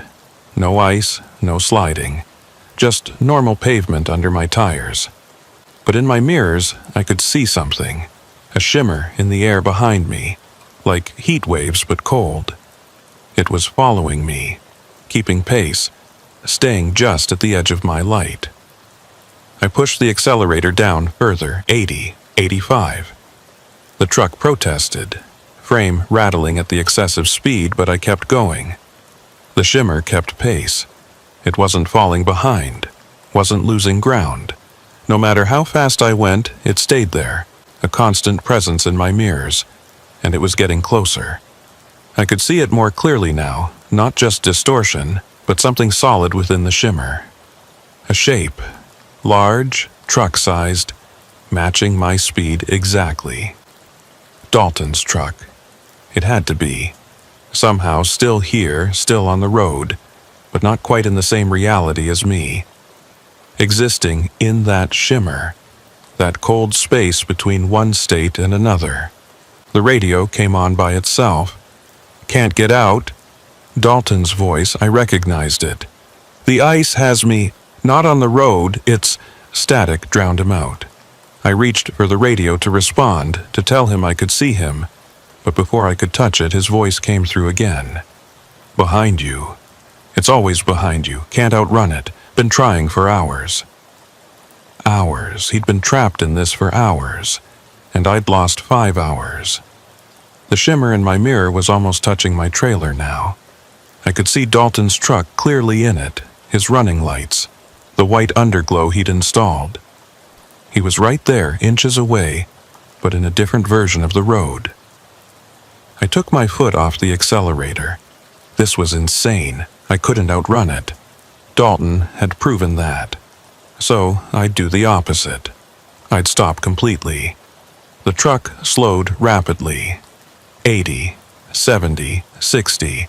The shimmer slowed with me. 50, 40, 30. Still matching my speed exactly. I hit the brakes and stopped dead in the middle of the road. The shimmer stopped too. We sat there, my truck and his truck, occupying the same space, but somehow separated by whatever that cold shimmer was. I could see him in my mirror, see his silhouette in the cab, hands on the wheel, staring straight ahead. I grabbed my CB radio. It still worked, unlike the AM/FM. "Dalton, can you hear me? It's Mason Blake. I can see you, man. I can see your truck." Static. Then, "Blake? You're in it too? You're trapped?" I don't know what I am. I hit some ice, spun out, lost time. Now you're behind me, but not behind me, and I don't understand what's happening. "The ice," he said, voice crackling with interference. "It's not on the road, it's in the road, under it. You drive over it, and it gets in your truck, in your head, and you can't get out. I've been trying for, I don't know how long, hours, days. Time doesn't work right in here. In where? The slide. We're still sliding, Blake. We hit the ice and we're still sliding, stuck in that moment between control and crash. This is what it feels like stretched out. Our brains making sense of it, creating all this."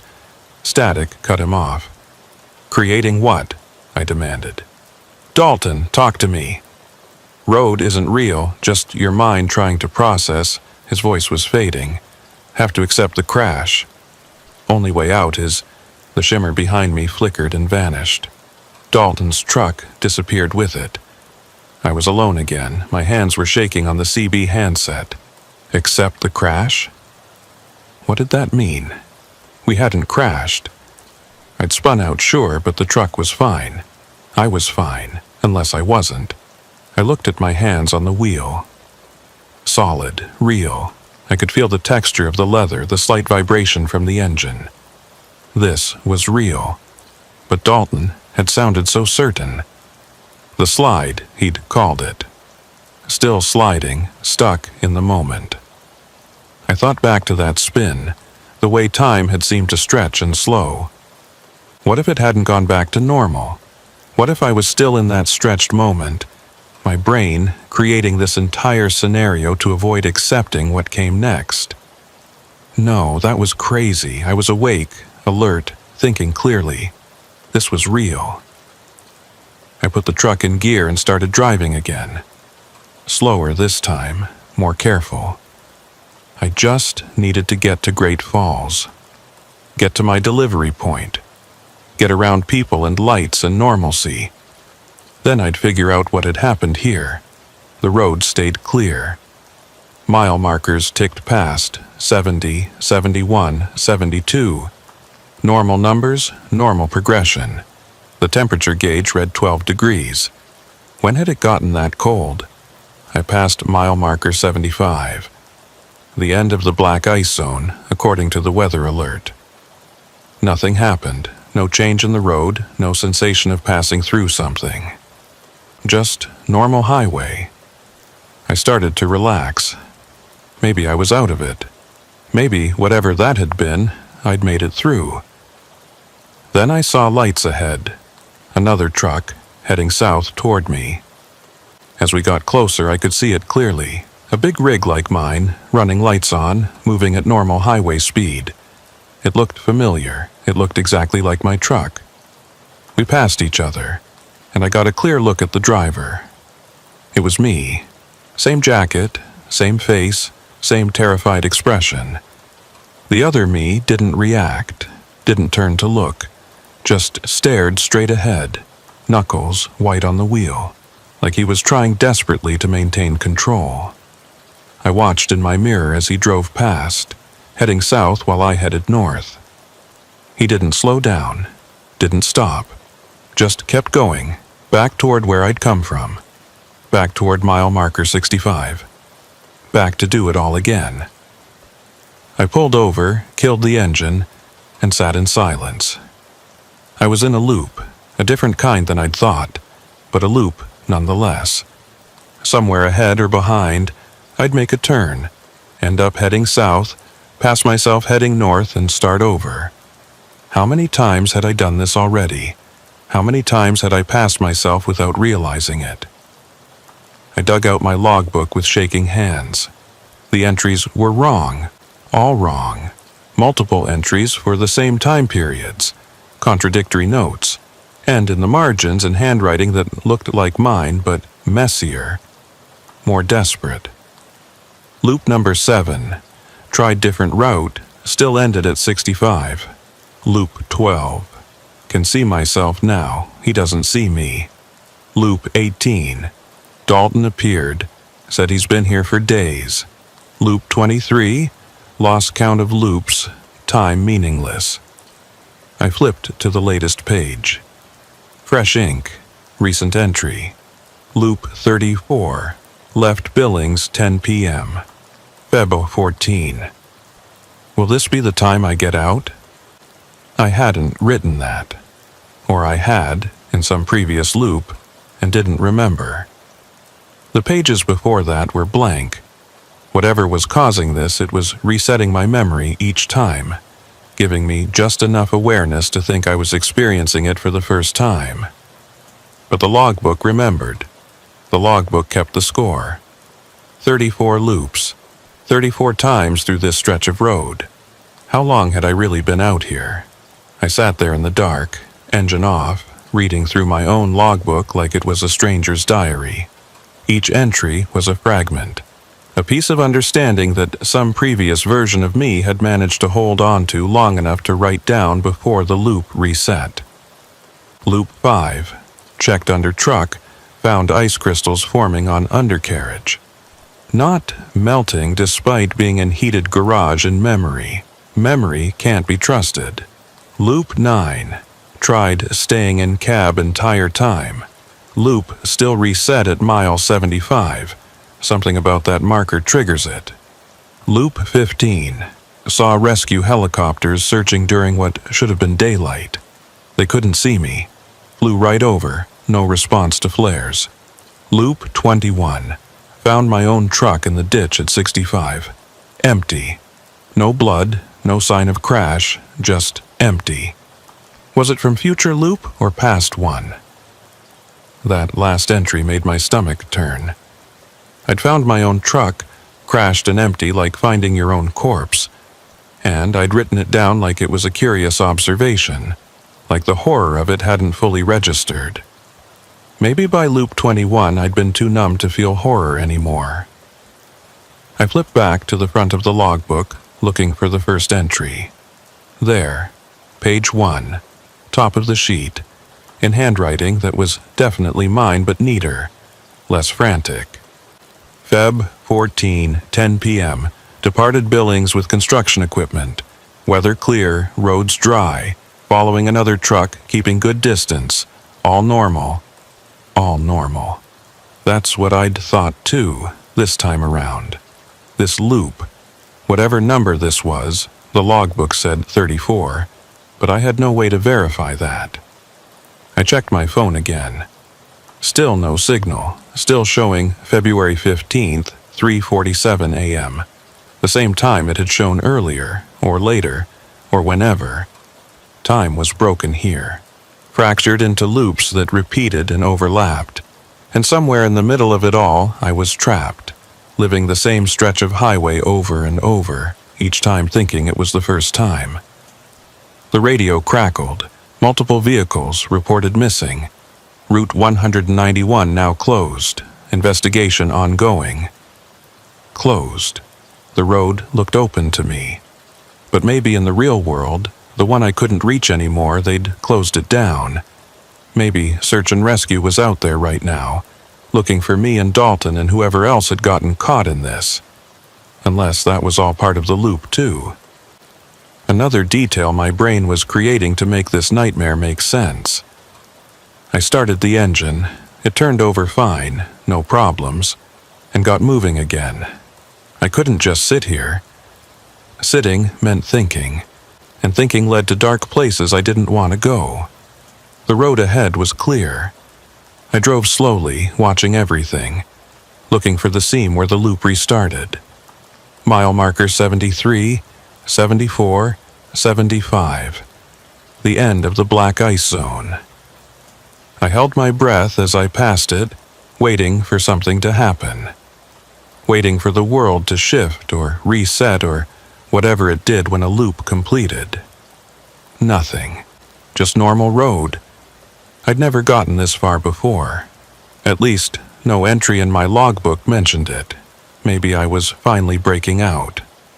Maybe this was the loop that would work. The highway curved slightly, following the contours of the land.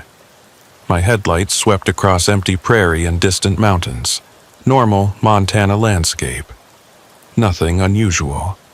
Then I saw the sign ahead. Great Falls, 45 miles. I'd made it. I was through. Just 45 more miles and I'd be at my delivery point around people, around reality. Relief flooded through me. So intense it was almost painful. I'd been holding so much tension, so much fear, and now it could finally drain away. I pushed the accelerator down, eager to close that distance. The truck responded, speed climbing. 60. 65. The mile markers ticked past faster now, 79, 80, 81. The radio came back on, that same voice. Caution all truckers. Mysterious disappearances. Route 191. I ignored it. I was almost out, almost free. Mile marker 85. The landscape started to look familiar. I'd driven this stretch during daylight hours before, recognized the shape of that hill, the way the road curved around it. Then I saw something that made my blood freeze. A truck pulled over on the shoulder ahead, hazard lights flashing. As I got closer, I could see it clearly. It was my truck. Same carrier, same flatbed, same load of construction equipment. And standing next to it, looking down into the ditch with a flashlight, was me. I was watching myself discover Dalton's jacket, watching myself climb down into that ditch and see the message scratched in the dirt. But I'd already done that. That had been, how long ago? An hour, 2? Or had it been in a previous loop, and I was catching up to myself somehow? I slowed as I approached. The other me didn't react to my headlights, didn't turn to look, just kept searching the ditch with that flashlight, completely unaware that he was being watched. I pulled alongside, and now I could see us both. Him down in the ditch, me in my truck looking down at him. The paradox of it made my head hurt. He found something, picked it up, Dalton's jacket. I watched him read the name tag, watched him drop it, watched the recognition and fear cross his face, the same fear I'd felt. Then he saw the message on the ditch wall. I couldn't see it from this angle, but I knew what it said. The ice wasn't on the road. He scrambled out of the ditch and ran for his truck, my truck. I watched him climb in, slam the door, lock it. Watched him sit there for a moment, breathing hard. Then he started the engine and took off fast, accelerating hard. I knew where he was going, what he'd see next. The shimmer in his mirrors, Dalton's truck pacing him, the loop that would eventually reset and bring him back here to watch himself do it all over again. Unless I was him. Maybe I was watching a recording, a memory loop, my brain showing me what I'd done before. Or maybe there were multiple versions of me now, all trapped at different points in the cycle, all living it simultaneously. I put my truck in gear and continued north. I I had to see how far this went. Had to find the end, or the beginning, or whatever was at the center of this thing. Mile marker 90. 95, 100. The Great Falls 45 miles sign appeared again. I'd driven 15 miles since the last time I'd seen it. Should be 30 miles now, not 45. The numbers were resetting. Not all at once, not obviously, but gradually. The road was looping in on itself, distance becoming meaningless. I tried the CB radio. "Dalton, can you hear me? Anyone?" Static. Then faintly, "18 hours now, can't get out. Tried everything. Dalton, it's Blake. I'm still here, still in it." "Blake?" His voice was clearer now. "How long for you?" "I don't know. My logbook says 34 loops. Could be hours, could be days." "Days," he confirmed. "It's been days. I've tried ramming the loop barrier, tried stopping completely, tried going backward. Nothing works. The road just keeps resetting." "Where are you right now?" "Mile 65, always mile 65. That's my anchor point. Where I first lost control. Where are you?" "Mile, I don't know anymore. The markers aren't making sense. I'm supposed to be getting closer to Great Falls, but the distance keeps resetting." "It's all reset," Dalton said, voice heavy with exhaustion. "All of it. We're not on the road anymore, Blake. We left it miles ago. We're somewhere else now. Somewhere the road exists, but we don't. Or we exist, but the road doesn't, or I can't explain it." "The slide," I said, remembering. "You said we were still sliding." "From our perspective, yeah. From outside, we probably crashed hours ago, days ago. Maybe we're dead, and this is what comes after. Maybe we're in comas, brains dying slowly, creating this to hide from the end." "We're not dead," I insisted. "I can feel everything. Smell the diesel, taste the coffee. Dead people don't taste coffee." "Maybe they do. Maybe that's all death is. Your brain playing tricks while it shuts down, creating elaborate scenarios that feel real but aren't." I didn't want to believe that. Couldn't believe it. There has to be a way out. "There isn't. I've tried everything." His voice cracked. "Everything. And I keep ending up back at mile 65 watching myself hit the ice again. I've seen it from every angle now, from inside the truck, from outside, from above like I'm floating. I've watched myself lose control so many times I've stopped feeling scared. It's just something that happens, on repeat, forever." The resignation in his voice terrified me more than anything else. "Don't give up," I said. "We'll figure this out." I gave up 12 loops ago, or 20, or yesterday. Time doesn't mean anything here. He paused. "I'm sorry you got caught too. I tried to warn you. Left messages everywhere I could, but the loop erases them, or you can't see them, or you see them too late. It always happens the same way. The messages in my logbook won't help. I have the same thing. Pages and pages of notes from previous loops. They just prove you're trapped. They don't show you how to escape." I looked down at my logbook again. 34 loops. 34 times through this horror show and counting. "What if we work together?" I suggested. "Compare notes, figure out what we're missing?" Already tried that. Loop 8, 14, and 22 for me. I found another driver, guy named Carter. We tried coordinating, didn't matter. Loop reset, took him with it. Last I saw him, he was back at his starting point, didn't remember me, didn't remember anything we'd figured out. So we're alone. We've always been alone. Even when we're together, we're alone. The radio cut out.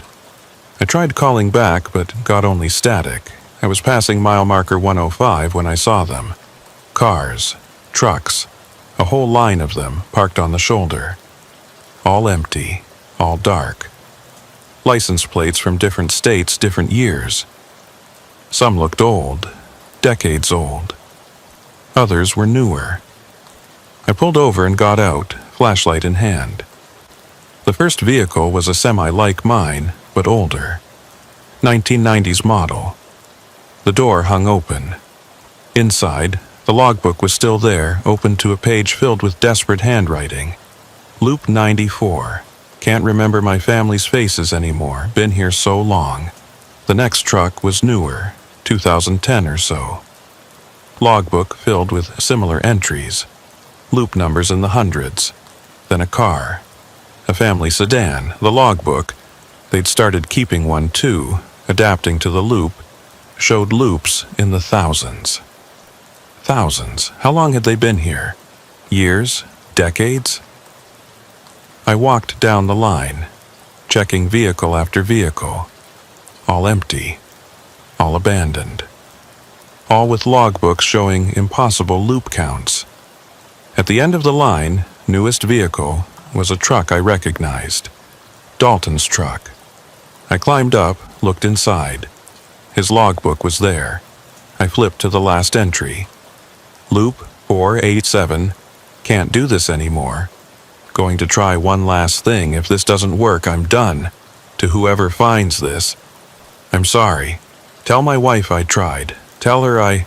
The entry ended mid-sentence, and the date on it was February 14th, 2019. The same day I'd left Billings.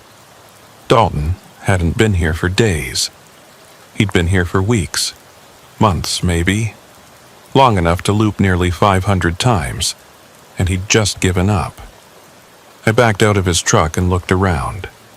The road stretched in both directions, empty and dark. Where was Dalton now? His truck was here, but he wasn't in it. The answer came to me slowly, horribly. He'd stopped fighting, stopped trying to escape, and when you stopped fighting, when you accepted the loop, you became part of the road. I looked at the asphalt under my feet. It seemed to shimmer slightly like heat waves, and in that shimmer, I could see shapes, faces, people trapped in the road itself, their forms stretched and distorted, merged with the pavement. Dalton was there. I recognized him, and Carter, and dozens of others, hundreds maybe. All the drivers who'd gotten caught here over the years, all of them eventually giving up, becoming part of the loop itself. I ran back to my truck and locked myself inside. The radio crackled one more time. Blake? You still there? Dalton? Yeah, I'm in the road now. It doesn't hurt. It's actually peaceful. You should stop fighting. It's easier. No, I'm not giving up. You will. Everyone does eventually. The loop never ends, Blake. You can fight for days, weeks, years, but it never ends. And when you finally accept that, when you finally stop, it's almost a relief. I punched the radio off and threw it across the cab. I wasn't giving up. I wasn't becoming part of this nightmare. There had to be a way out. I started the engine and drove. I drove north, pushing the truck hard, desperate to find something, anything, that would break this cycle. The abandoned vehicles disappeared behind me, swallowed by the darkness. Mile markers flashed past, numbers that had stopped meaning anything. The road started to change. Subtle at first, small cracks in the pavement, places where the painted lines wavered. Then more obvious. The asphalt buckled in places, creating waves like a frozen ocean. The yellow and white paint began to glow, not reflecting my headlights but generating its own luminescence. I was getting closer to something. The center of the loop, maybe. The place where it all started, or all ended, I didn't know which. Mile marker 187 appeared in my headlights. That was wrong. Route 191 didn't have a mile 187. The highway wasn't that long. But there it was. Green sign with white numbers, except the numbers were backward. 781 instead of 187, like I was seeing it from the other side, from inside the mirror. I kept driving. The road split ahead. Not a fork, a literal split. The pavement tearing apart like fabric, creating a gap that widened as I approached. On one side was the road I'd been driving, familiar and solid. On the other was something else, darker, older. The surface not asphalt but something organic looking. I had to choose. The familiar road probably led back to the loop. Back to mile 65 where I'd start over. Memory erased, doomed to figure it all out again. The other road led somewhere else. I turned the wheel and drove into the gap. Everything inverted. Up became down, down became up. My stomach lurched as gravity reversed, then reversed again, then stopped, meaning anything at all. The truck was still moving forward. I could feel it in the steering, the engine. But forward wasn't a direction anymore. It was a concept without reference. I saw them then, all the other drivers, all the other vehicles, existing simultaneously in the same space. We were all there, all driving, all trapped, layered on top of each other like transparent sheets. I could see Dalton, dozens of versions of him at different stages of his loops. I could see myself, 34 versions, each one at a different point in the cycle. And I could see the ice. It wasn't on the road. It was the road. The entire highway was made of it, had always been made of it. Black ice that looked like pavement, felt like pavement, fooled every sense into believing it was solid and real. But it was just ice. Frozen moment. Crystallized time. We'd all hit it, lost control, and instead of crashing, we'd slipped into this. The slide made manifest. The space between losing control and impact stretched into infinity. The truck broke through something, a membrane, a boundary, and I was back in normal space. The road solidified under my tires. The sky above showed the first hints of dawn, gray light pushing back the darkness. I pulled over and checked my location. Mile marker 110, route 191. About 40 miles from Great Falls. I'd made it. I'd gotten out. My phone had signal again. The date showed February 15th, 6:23 a.m. I'd lost 8 hours, not 5, but I was out. I called dispatch, reported my position, made up a story about mechanical problems causing delays. They were annoyed, but accepted it. I sat there shaking, watching the sun come up, hardly believing I'd escaped. Then I opened my logbook to make an entry, document what had happened while it was fresh. The pages were blank, completely blank. Every note, every desperate message from previous loops, all of it gone. Like it had never existed. Except for one entry on the very last page, in handwriting that looked like mine but wasn't quite. Loop 35, you got out. Don't go back. My hands trembled as I read it. Loop 35, not 34. This wasn't the first time I'd escaped. I checked the dash, the cab, looking for other signs. Found them in small things. A coffee stain that shouldn't be there. A scratch on the steering wheel I didn't remember making. Dirt under my nails, even though I hadn't been outside. How many times had I gotten out before? How many times had I escaped? Driven to Great Falls, made my delivery, gone about my life until the loop pulled me back. Was I out now, or was this just another layer? Another trap designed to make me think I was free. I put the truck in gear and drove toward Great Falls, watching the mile markers carefully. They progressed normally, 111, 112, 113. Everything seemed fine, but I couldn't shake the feeling that I was being watched, that something in my mirrors wasn't quite reflection. I made my delivery at 8 a.m. The warehouse crew unloaded the equipment, and I signed the paperwork. All normal, all real. I drove back to Billings, took a different route, avoiding Route 191 completely. That was 8 months ago. I still drive truck, still haul freight. But I've developed new rules. I never drive Route 191, never go through that section of Montana.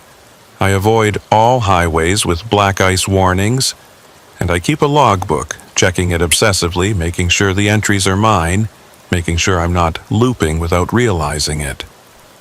Most days I think I'm fine. I made it out, and that's that. But sometimes I'll be driving and I'll see another truck ahead of me, running lights glowing, creating that shimmer on the road. And I'll slow down, fall back, refuse to follow. Because I remember following Dalton.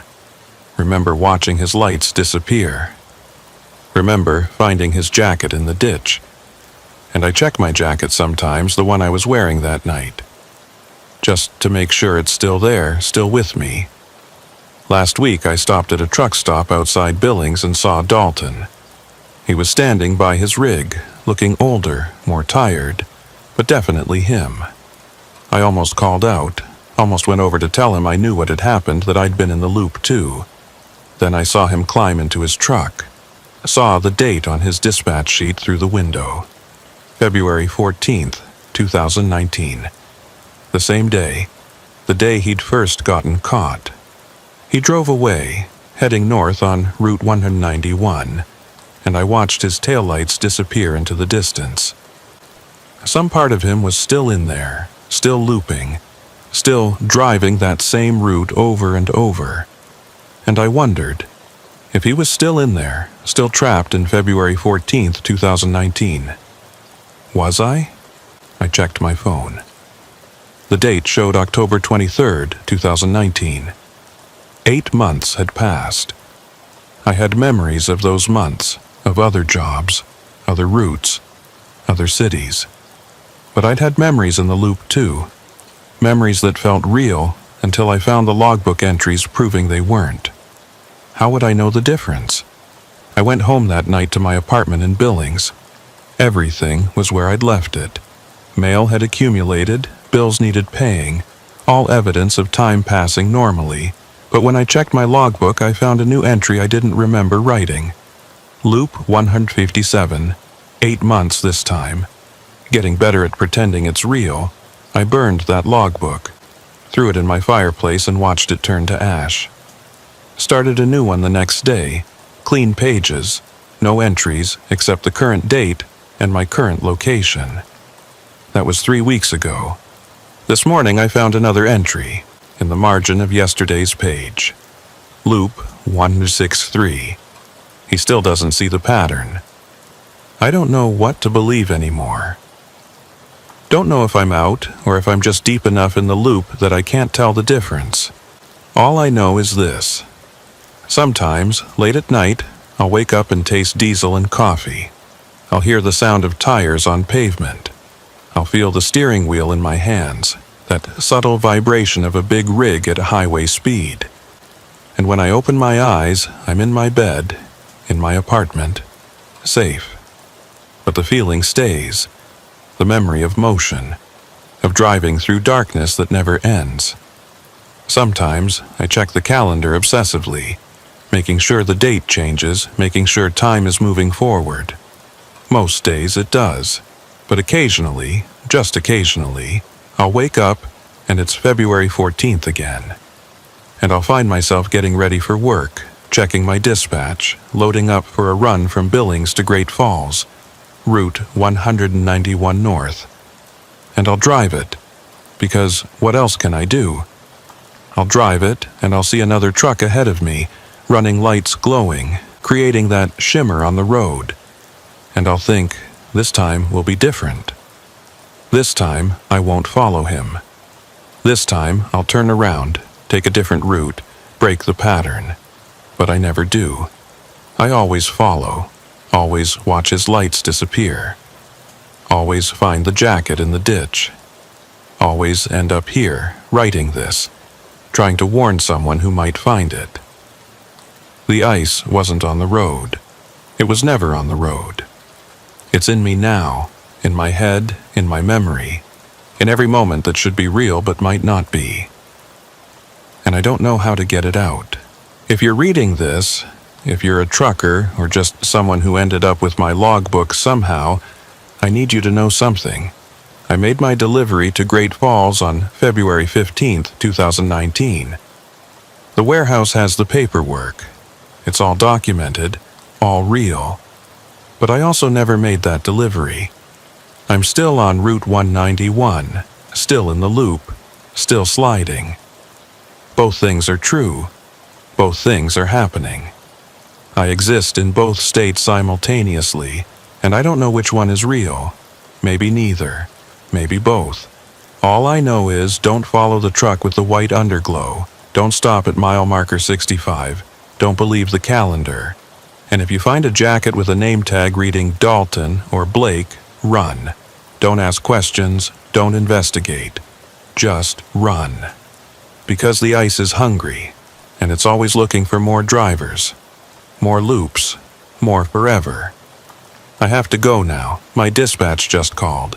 They need me to make a run from Billings to Great Falls. Says it's February 14th. Says I should take Route 191. It's the fastest way. Says there's another truck I can follow, make the drive easier. I'm going to say yes. I always say yes. Because maybe this time will be different. Maybe this time I'll get out. Or maybe I've never been in. Maybe I've been out all along and the loop is just a story I tell myself to explain why I can't remember. Why time feels wrong. Why I see myself in the mirror and don't recognize my own eyes. I don't know anymore. I'm going to drive Route 191 tonight. And if you're reading this tomorrow, or next week, or years from now, it means I'm still out there.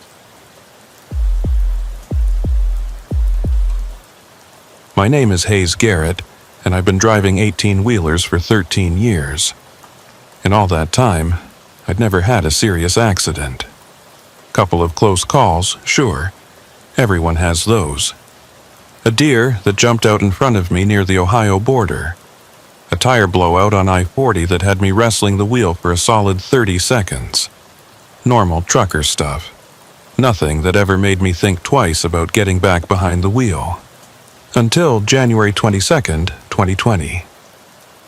I was hauling electronics from Seattle to Minneapolis, a route I'd driven maybe 40 times before. Usually, I'd take I-90 straight across, but there was a winter storm warning for South Dakota, so my dispatcher rerouted me north through Montana and North Dakota instead. Add some hours to the trip, but better than getting stuck in a whiteout. The weather forecast for Montana looked good. Cold, but clear. Temperature in the low 20s, no precipitation. I'd left Seattle at 4 a.m. on a Tuesday, pushed through Idaho during the day, and crossed into Montana around dinner time. Grabbed food at a truck stop in Missoula, fueled up, checked my tires. Everything looked solid. I had a co-driver on this run, which was unusual for me. I preferred working solo, but the company had started requiring teams for cross-country hauls over 1,500 miles. Safety thing, they said. Make sure someone's always fresh. His name was Riley Porter, younger guy, maybe 26 or 27. This was only his second year on the road. Good kid, eager to learn, asked a lot of questions. We'd done one run together before this, Portland to Denver, and it had gone fine.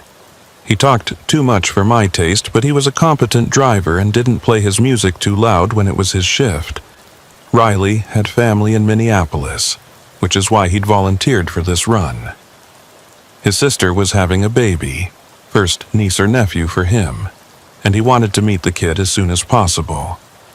He'd been talking about it all day, showing me photos on his phone of the nursery they'd set up, the tiny clothes they'd bought.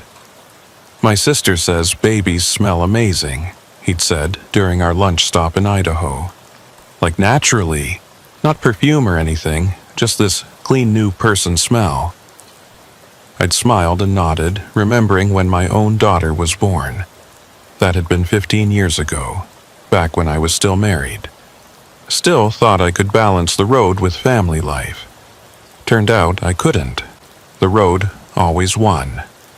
You'll be a good uncle, I'd told Riley. Just make sure you're around. Kids grow up fast. He'd promised he would be. Said he was already planning to change routes, maybe get something regional so he could be home more often once the baby arrived. I wondered if he'd stick to that. Most drivers said they'd quit or scale back, but the road had a way of keeping you. The money was decent, the freedom addictive, and after a while you forgot how to live any other way. We split the driving. I took the first leg out of Seattle, he took over in Idaho Falls, and I was scheduled to drive again starting around 10 p.m. The plan was to push through the night, swap again around 4 a.m., and roll into Minneapolis by early afternoon Wednesday. Riley woke me up at 9:45 p.m. We were at a rest area just east of Great Falls, Montana. He'd pulled in to use the bathroom and figured it was easier to switch drivers there than on the highway. "All yours," he said, climbing into the sleeper berth. "Road's been clear. Little bit of wind, but nothing serious. Temperatures dropped to 22, so watch for ice on the overpasses. Standard warning. I'd heard it 1,000 times, given it just as many." I climbed into the driver's seat, adjusted the mirrors. Riley was shorter than me, always moved them, and checked the instruments. Fuel at 3/4. All systems green. The load was secure. We'd checked it at the last stop. Riley settled into the sleeper berth behind me. I heard him rustling around, getting comfortable.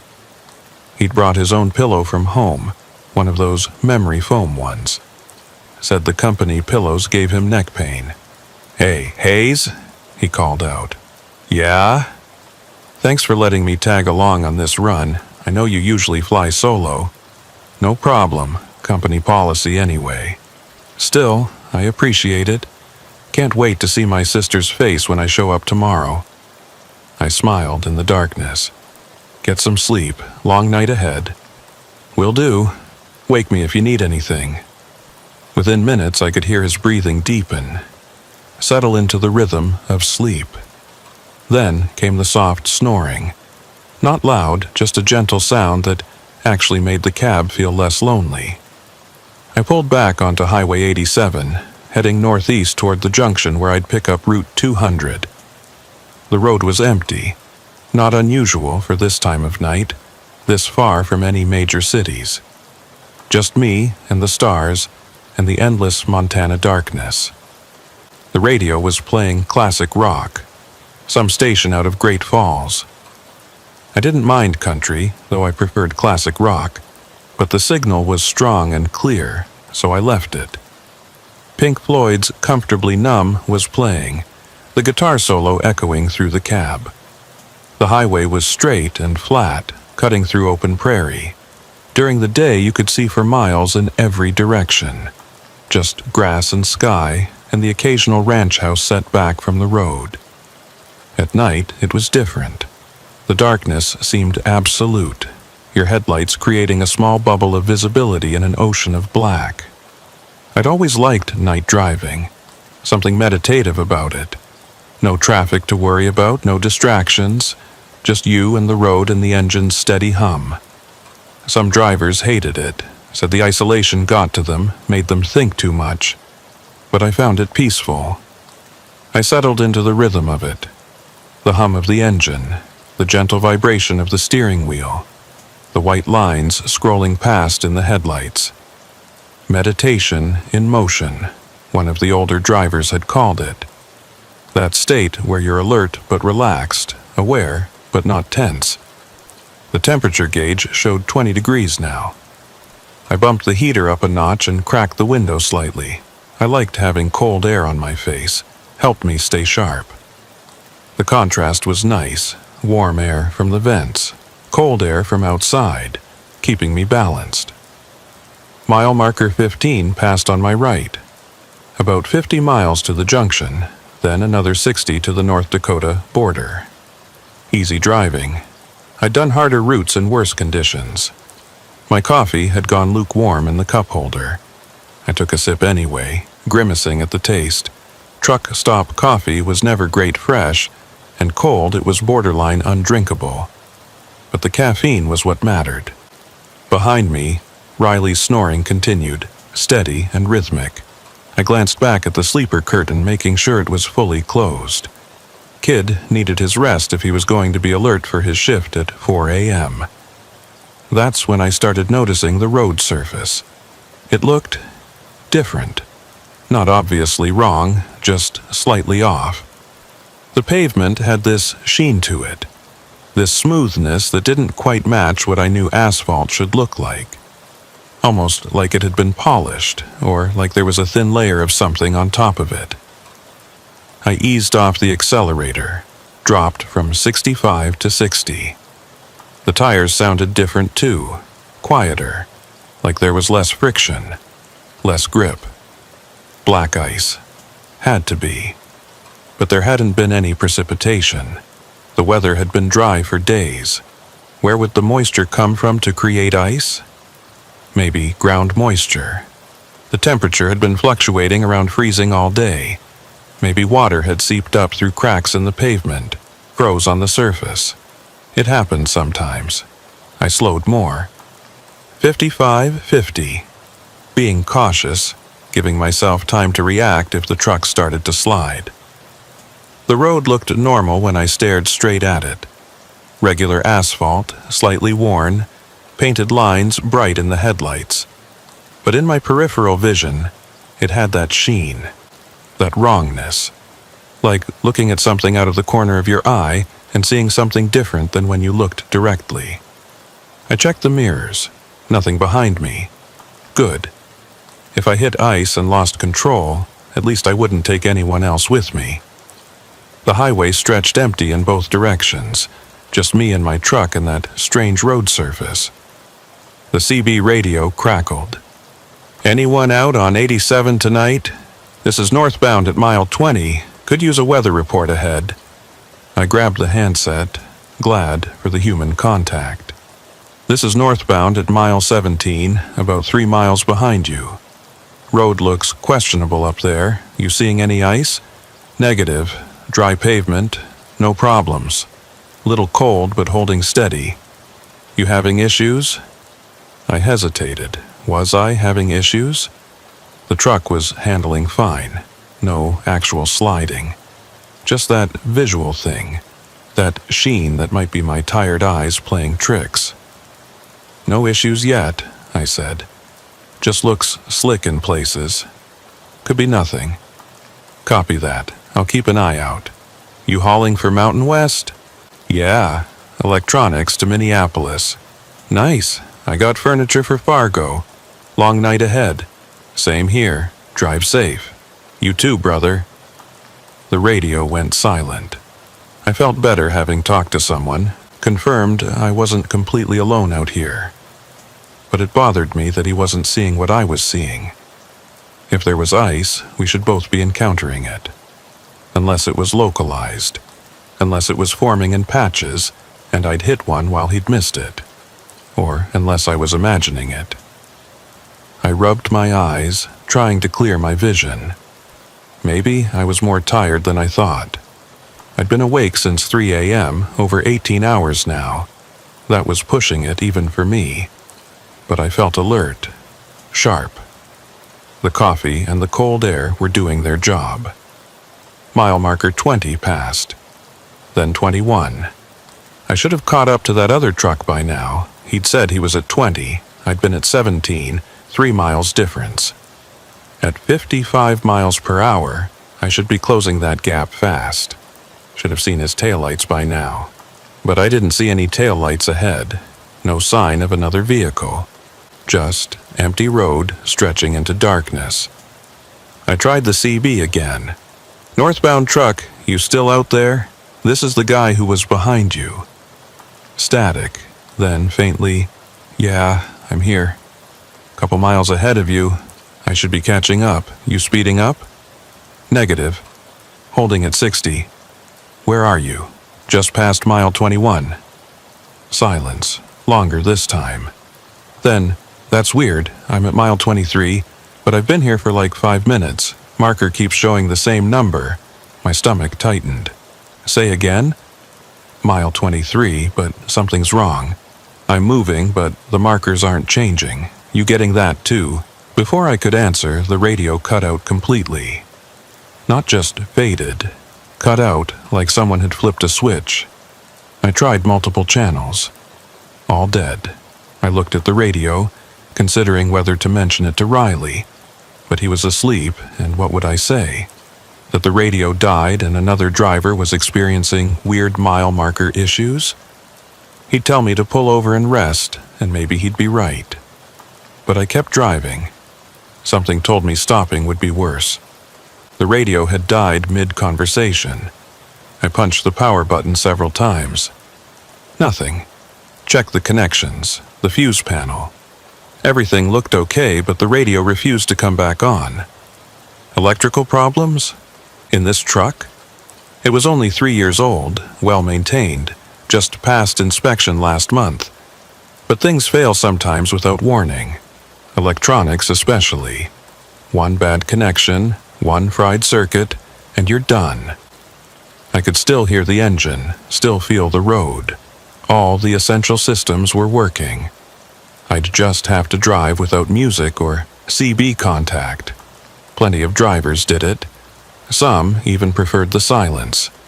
But now, in this darkness, on this strange-feeling road, the silence was oppressive. It pressed in from all sides, making me hyper-aware of every sound. The engine's hum, the tire noise, my own breathing, and from behind the curtain, Riley's steady snoring. At least that was normal. At least that was real. Mile marker 25. Halfway to the junction. The temperature had dropped again. 17 degrees now. Cold enough for ice, definitely. But where was the moisture coming from? The air felt dry, no hint of dampness or fog. Just cold, clear night air. I thought about waking Riley, getting a second opinion on the road conditions. He was newer to trucking, but he had good instincts. Young eyes, too, might see something I was missing. But he'd only been asleep for 20 minutes. And what would I tell him? That the road looked shiny in my peripheral vision? That I had a bad feeling? He'd think I was losing it, getting paranoid in my old age. Maybe I was. I took another sip from my water bottle, trying to clear my head. The water was cold, almost frozen. Ice crystals floated in it. Had it been that cold when I'd put it in the cup holder? I didn't think so, but I couldn't remember. Maybe the temperature was dropping faster than the gauge indicated. I turned the heater up another notch. The warm air blasted my face, but I still felt cold. A deep cold, like it was coming from inside rather than outside. The headlights caught something ahead. Movement on the shoulder, low to the ground. I slowed, peering into the darkness.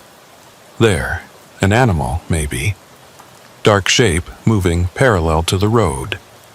Could be a coyote, or a dog, or maybe just shadows playing tricks.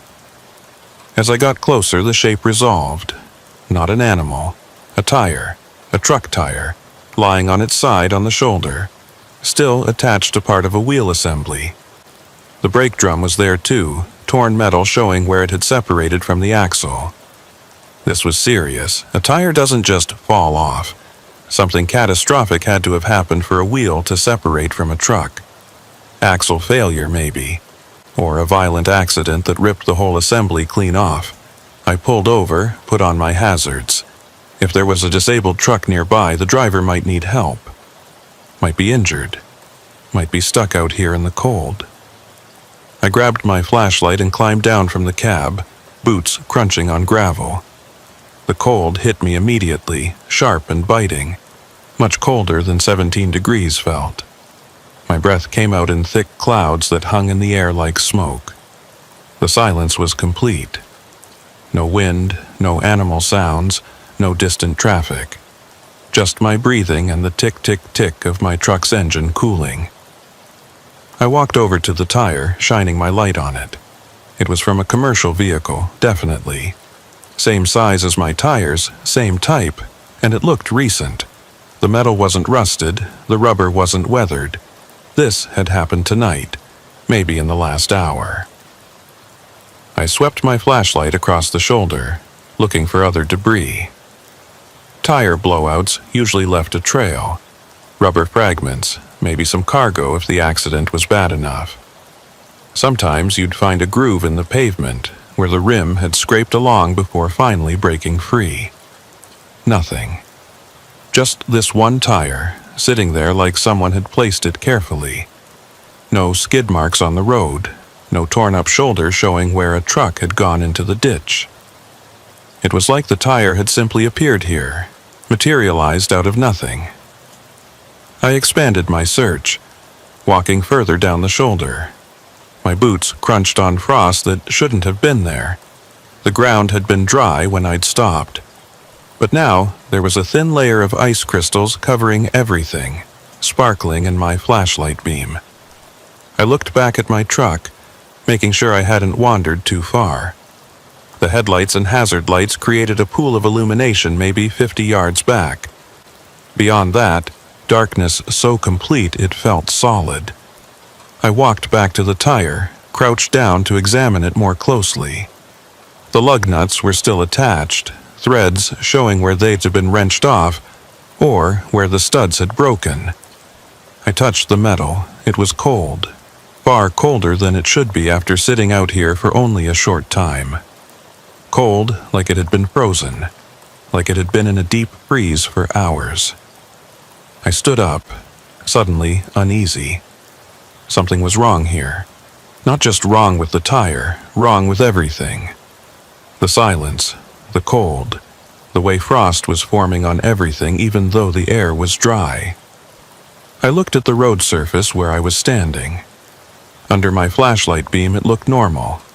Asphalt, gravel shoulder, painted white line marking the edge. All standard. But when I moved the light away, when I relied on the ambient glow from my headlights, I saw it again. That sheen. That wrongness. The road was wrong. Not obviously, not in a way I could point to and say, there, that's what's wrong. Just wrong. Like looking at a photograph that's been subtly altered, where your brain knows something's off but can't identify what. I walked back to my truck, and that's when I noticed my footprints. They were wrong too. Not the prints themselves. Those looked normal, clear impressions in the frost. But the pattern. I'd walked from the truck to the tire in a straight line. I was sure of it. But my footprints curved, veered to the left, then corrected sharply, then veered right, like I'd been drunk or dizzy. Like I'd been walking on a surface that was moving, shifting beneath me. But I hadn't felt anything. The ground had felt solid and stable under my boots. I'd walked straight, hadn't I? I looked at the path I'd just taken, coming back from the tire. Those prints looked straight, normal. So why were the earlier ones curved? I climbed back into the cab and locked the door, though I wasn't sure what I was locking it against. My hands were shaking. From the cold, I told myself. But I knew it was more than that. Fear was creeping in now, replacing the unease with something sharper. I checked on Riley. The curtain was still closed, his snoring still steady. Whatever was happening out here, it wasn't affecting him. He was sleeping peacefully, dreaming about meeting his new niece or nephew, completely unaware. Part of me wanted to wake him, share this weirdness, get confirmation that I wasn't imagining things. But another part, the larger part, wanted to let him sleep, keep him in that peaceful ignorance for as long as possible. Because I was starting to think that awareness was dangerous, that noticing the wrongness, acknowledging it, might somehow make it worse. I started the engine, put it in gear. The tire on the shoulder shrank in my mirrors as I pulled away, that mysterious piece of debris that had come from nowhere and explained nothing. I should have called it in, should have reported it to Highway Patrol, let them know there might be a disabled vehicle somewhere nearby, maybe a driver who needed help. But I didn't. I just wanted to put distance between myself and that tire, that wrong road. that feeling of something being fundamentally off about reality itself. Mile marker 30 appeared in my headlights, and that's when I felt it. The truck started to slide. Not violently, not the sudden lurch you get from hitting a patch of ice at speed. This was gradual, subtle, like the road was gently pulling the truck to the right, like invisible hands were pushing against the trailer, nudging it off course. I corrected, turning the wheel slightly left. The truck straightened out, responded normally. Then it pulled left. I corrected right, again normal response. But the pulling didn't stop. It was constant now, the truck wanting to drift one direction then the other, requiring continuous tiny adjustments to keep it tracking straight. It was like driving on marbles, each tire finding different levels of traction. The truck constantly trying to go somewhere other than straight ahead. Black ice. Had to be. That sheen I'd been seeing, it wasn't my imagination. It was real. And I was on it now. The road surface was coated in invisible ice, and every second I stayed on it was a second closer to losing control completely. I slowed to 40, 35, trying to reduce speed without hitting the brakes. Braking on ice is how you lose control completely, how you send your truck into a spin you can't recover from.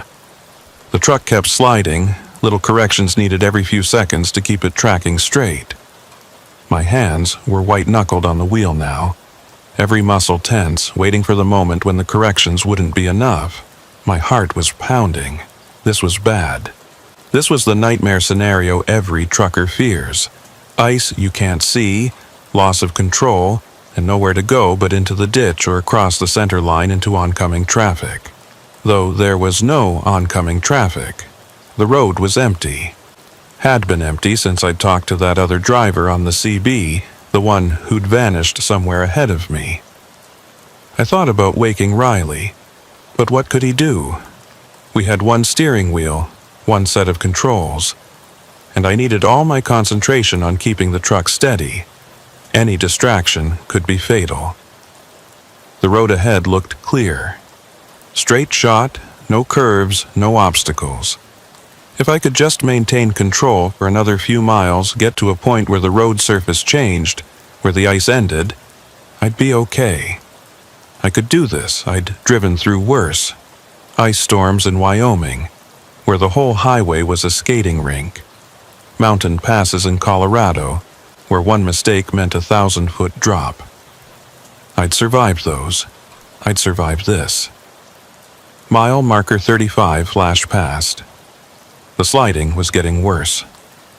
The truck was skating now, barely responding to steering input.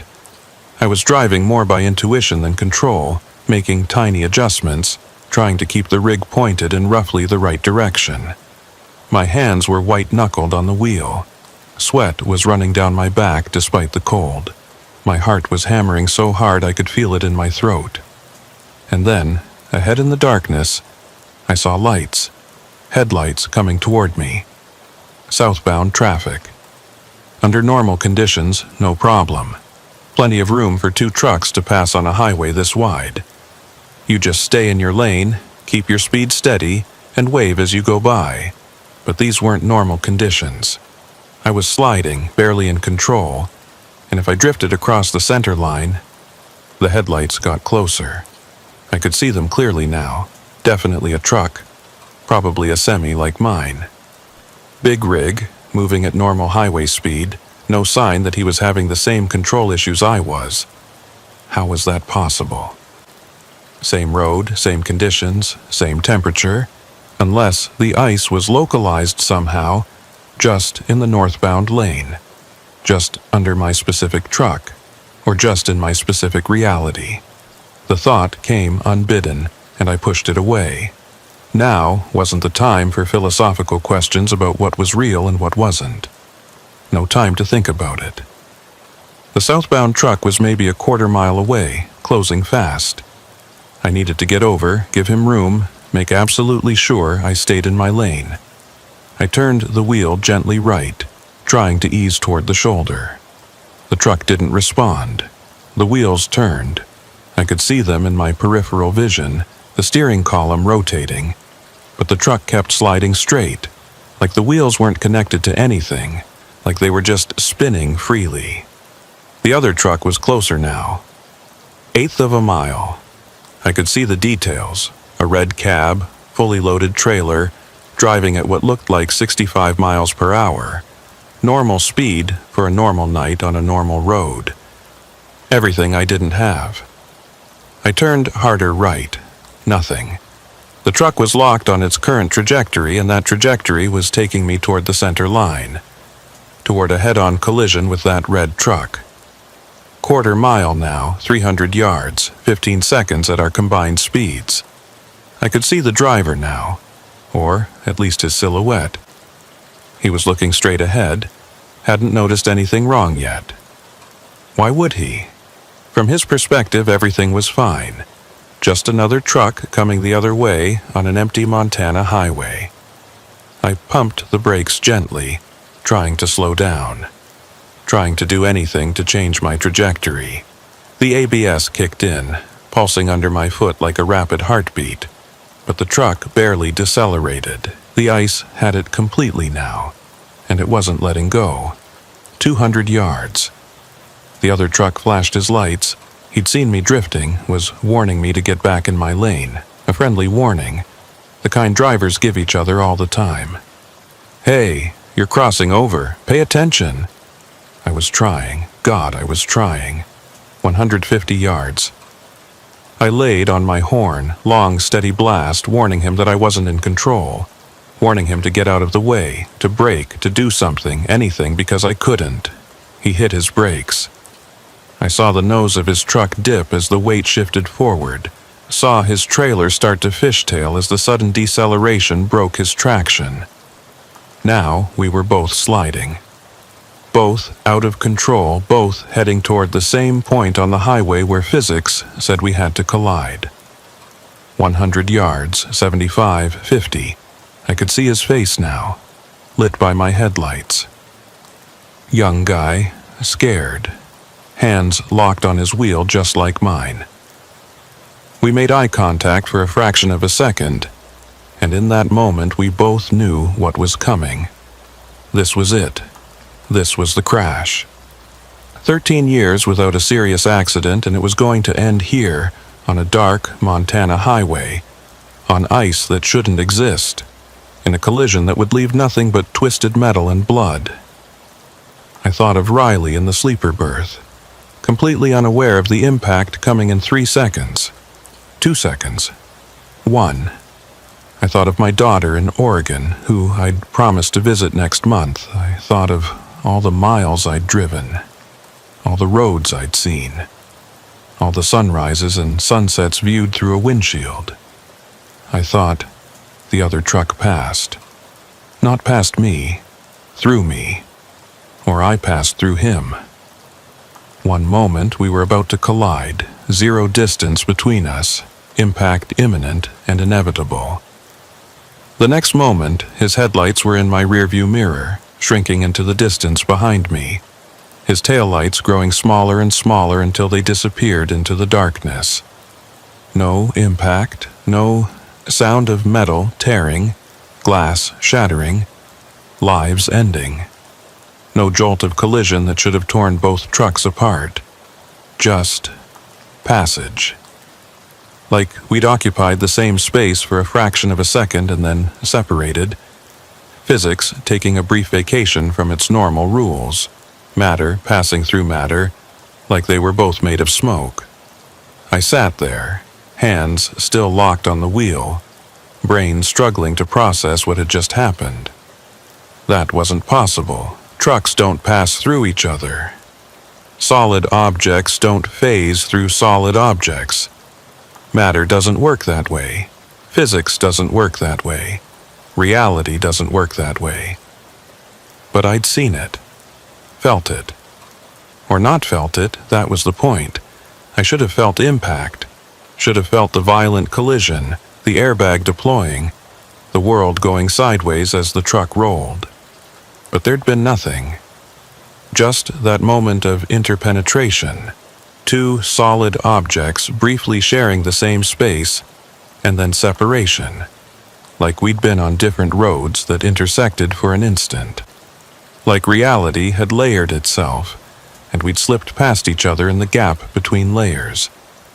The truck was still sliding, still skating on that invisible ice. I forced myself to focus, to deal with the immediate problem. Figure out the impossibility later, after I was safe, after I'd survived this. Mile marker 40 appeared, then 41. The junction was coming up, maybe 10 miles ahead, 10 miles through this nightmare, and then Route 200, and maybe, hopefully, normal road conditions. I could make it. I had to make it. The sliding was constant now. I'd given up trying to steer actively, was just holding the wheel steady and letting the truck go where it wanted to go. Small corrections to keep it roughly centered in my lane, but otherwise just letting it slide. As long as it stayed on the pavement, as long as it didn't flip or roll or go into the ditch, I'd survive this. The engine sounded wrong, muffled, distant, like I was hearing it through thick walls or water. The whole cab felt strange, disconnected somehow, like I wasn't quite inside it anymore, like I was watching myself drive from just slightly outside my own body. Dissociation, maybe. Shock. The brain's way of protecting itself from trauma. I'd read about it once, how people in extreme situations sometimes felt like they were watching themselves from outside their own bodies. That had to be what this was. Stress response. Adrenaline overload. My brain trying to cope with the near-death experience I'd just had. But it didn't feel like a coping mechanism. It felt real, like I really was outside myself, piloting my body remotely, separated by some thin membrane that was getting thinner with every passing second. I looked at my hands on the wheel. They looked normal. Solid. Real, my wedding ring on my left hand. Even though I'd been divorced for 5 years, I still wore it out of habit. The ring caught the glow from the dashboard lights, a small circle of gold in the darkness. But they didn't feel connected to me, like they belonged to someone else, and I was just watching them grip the wheel, making suggestions that they may or may not follow. Shock, I told myself again. Just shock. Adrenaline crash. I'd just nearly died, nearly been killed in a head-on collision that somehow, impossibly, didn't happen. My brain was struggling to cope, creating this dissociative feeling to protect itself. That had to be it, rational explanation, medical explanation. But if it was just shock, why did the road still look wrong? Why was the sliding getting worse instead of better? Why was that cold feeling spreading through my chest, like ice was forming in my lungs? Mile marker 45, 5 miles to the junction. The road started to curve, a gentle bend to the left. Under normal conditions, easy, a nothing curve. The kind you take at full highway speed without even thinking about it. Under these conditions, terrifying. The truck slid wide on the curve, drifting towards the outside edge. Centrifugal force, or lack of traction, or both. I turned into the curve, trying to maintain control, trying to use what little grip the tires had to keep the truck on the road. The right side tires left the pavement. I felt it through the wheel, the different texture, the transition from smooth asphalt to rough gravel shoulder. Half on the road, half off. The truck leaned slightly, trailer shifting. If it went any further, if it got completely onto the shoulder, the soft ground might catch the tires and flip us. I corrected left, gently, trying to bring it back without overcorrecting and sending us into a slide the other direction. The tires found pavement again. The truck straightened. Still sliding, still barely under control, but on the road. I exhaled, not realizing I'd been holding my breath. And then it wasn't. The sliding stopped. Not gradually, instantly. One moment I was skating on ice, fighting for every inch of control. The next, the tires had full grip, responding normally to steering input, the truck handling like it was supposed to. Like someone had flipped a switch. Like I'd crossed some invisible boundary between the wrong road and the real one. I guided the truck fully back into my lane, hands still shaking, heart still trying to punch through my rib cage. Checked the mirrors. Nothing behind me. Checked ahead. Empty road, normal-looking road. The kind I'd driven on thousands of times before. The temperature gauge read 17 degrees. Same as it had been. But the air coming through the cracked window felt warmer now, less biting. I pulled onto the shoulder and stopped, put on the hazards. Just sat there, trying to catch my breath, trying to process what had just happened. That had been close, so incredibly close. Multiple times I should have crashed. The initial slide, the curve, that impossible moment with the other truck. Any one of those should have ended with me in a ditch or worse. But I'd made it through. Somehow, impossibly. I needed to check on Riley, make sure he was okay. The sliding had been pretty rough toward the end. All that swaying and tilting might have woken him up, might have thrown him around in the sleeper. I turned around, reached for the curtain. "Riley, you awake? Sorry about the rough ride back there. Hit some ice and..." I pulled the curtain back. The sleeper berth was empty. Riley wasn't there. I stared at the empty bed, brain refusing to process what I was seeing. The blanket was rumpled, like someone had been sleeping under it. The pillow, his memory foam pillow from home, still had the indentation from his head. But Riley was gone. I checked the rest of the cab, knowing it was pointless. There was nowhere to hide in a semi-truck cab. You could see the whole interior at a glance. 2 seats up front, sleeper berth in back, small storage compartments. That was it. Empty. I was alone. Riley was gone. I sat there for a long time, maybe 5 minutes, just staring at that empty sleeper berth. The pillow with its head-shaped indentation. The blanket still holding warmth. I touched it, felt the residual heat from a body that was no longer there. This didn't make sense. People don't vanish from locked trucks moving at highway speed. There was nowhere for him to go. The doors had been closed. I checked them now, found them still locked from the inside. The windows were up.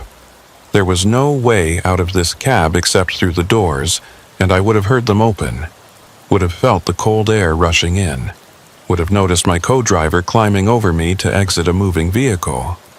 But he was gone. I grabbed my phone, hands shaking so badly I nearly dropped it. Tried to call Riley's cell. It rang 3 times, then went to voicemail. His voice, recorded weeks ago in better times. "Hey, this is Riley. Leave a message and I'll get back to you." I tried again, same result. No answer. Just that cheerful voicemail greeting that now sounded haunting. I called dispatch. My hands were shaking so badly I hit the wrong number twice before getting it right. It rang 4 times, each ring feeling like an eternity, before someone picked up. "Mountain West Freight, this is Jenny." "This is Hayes Garrett, Truck 447. My voice sounded strange, high-pitched and tight. I need to report that my co-driver is missing." Silence on the other end. I could hear computer keys clicking. Then, "Missing? What do you mean missing?" "I mean, he's not in the truck." The words sounded insane even as I said them. He was in the sleeper berth 20 minutes ago, and now he's gone. "Did you stop? Did he get out?" "No. I've been driving the whole time. He was asleep in the back and now he's not there." More silence. More typing. "Garrett, are you sure? Did you check the whole cab?" "There's nowhere else to check." I heard the edge of hysteria creeping into my voice, tried to push it down. "It's a sleeper cab, not a mobile home. He's not here." Okay, stay calm." Jenny's voice took on that carefully controlled tone people use when they think you're having a breakdown. "Where are you right now?" I looked around, trying to orient myself. The last mile marker I'd passed was Highway 87, just past mile marker 45, about 5 miles south of the junction with Route 200. Any signs of, did the door open? Any indication he might have fallen out? Fallen out, at highway speed. The image hit me like a physical blow. Riley, tumbling from a moving truck, hitting the pavement at 60 miles per hour. The image made my stomach turn, made bile rise in my throat. "No," I managed. "Doors are closed, locks engaged. He couldn't have fallen out." "I'm going to need you to stay there. Don't move the truck. I'm calling the Montana Highway Patrol. They'll send someone to your location." What do I tell them? That my co-driver vanished from a locked truck? Tell them the truth. Let them figure it out. "Just stay put, okay? Don't move the truck. An officer should be there in about 20 minutes. I agreed and hung up. Then I sat there, engine idling, hazards flashing, waiting for the police and trying to make sense of what had happened. Maybe he'd woken up while I was dealing with the tire on the shoulder. Maybe he'd gotten out then to stretch his legs or use the bathroom, and I'd driven off without him. It was possible. I'd been distracted, focused on that mysterious tire, not paying attention to whether Riley was still in the cab. But I'd checked the mirrors before pulling away. I would have seen him standing there, and he would have called, would have tried to flag me down. Unless his phone had died, unless he'd been around the other side of the truck, and I hadn't seen him in the mirrors. It was thin, but it was the only explanation that didn't require Riley to have vanished into thin air like some kind of magic trick. I tried his phone again. Still voicemail. The battery might be dead by now. He hadn't charged it at the last stop. Said he'd do it during his sleep shift, which he'd never finished. A semi rumbled past heading south, the driver giving me a curious look as he went by. Normal trucker, normal night, normal highway. Everything I wasn't. I pulled out Riley's duffel bag from the sleeper, checking to see if anything was missing. All his clothes were there, toiletries, a paperback thriller he'd been reading, his tablet computer, everything he'd brought with him. If he'd gotten out voluntarily, why would he leave all his stuff? Why would he leave without his phone, without his wallet? I found that in the side pocket of the duffel, without any of his belongings. He wouldn't, which meant he hadn't left voluntarily, which meant something had taken him. The thought came unbidden, and I tried to push it away. Nothing had taken him. That was crazy thinking. This was reality, not some horror movie. People didn't get snatched from locked vehicles by mysterious forces. But they also didn't pass through each other in head-on collisions. They also didn't vanish from moving trucks without a trace. Maybe reality wasn't as solid as I'd always believed. A highway patrol car pulled up behind me about 15 minutes later, lights flashing red and blue across the darkness. I climbed down from the cab, grateful for the company even if it was just someone who thought I was crazy or lying. The officer who got out was young, maybe 30, bundled in a heavy winter coat. His breath came out in clouds. "You the one who reported a missing co-driver?" "Yeah, Hayes Garrett." I realized I was still shaking, tried to control it. He was in the sleeper berth and then he wasn't. "When did you last see him?" "Around 9:45, maybe 9:50, at a rest area back near Great Falls. He went to sleep. I took over driving." "And you didn't stop between then and now?" I hesitated. I stopped once, pulled over to check out a tire on the shoulder, about mile marker 25. But Riley was in the sleeper the whole time. I didn't see him get out. The officer was taking notes, pen moving across a small notepad. "Did you check on him? Make sure he was still there when you got back in." "No, the curtain was closed. I assumed he was sleeping. I could hear him snoring." "You heard him snoring after you got back in the truck?" I thought about it. Had I? I think so. Yes. The snoring continued until around mile marker 30. Then I started hitting ice, had to concentrate on the road. I didn't notice when it stopped. The officer nodded, still writing. "Okay, I'm going to need you to show me the truck. Let me check the sleeper area." I led him to the cab, opened the door. Cold air had filled the interior. I'd left the engine running, but the heater couldn't keep up with the window being cracked. The officer climbed up, shining his flashlight into the sleeper berth. Empty. Just blankets and Riley's duffel bag and that pillow with its haunting indentation. "This his bag?" "Yeah." The officer opened it with gloved hands, careful not to disturb anything. Looked through the contents. Clothes, toiletries, the paperback book. "Phone?" I tried calling him. Goes to voicemail. Battery might be dead.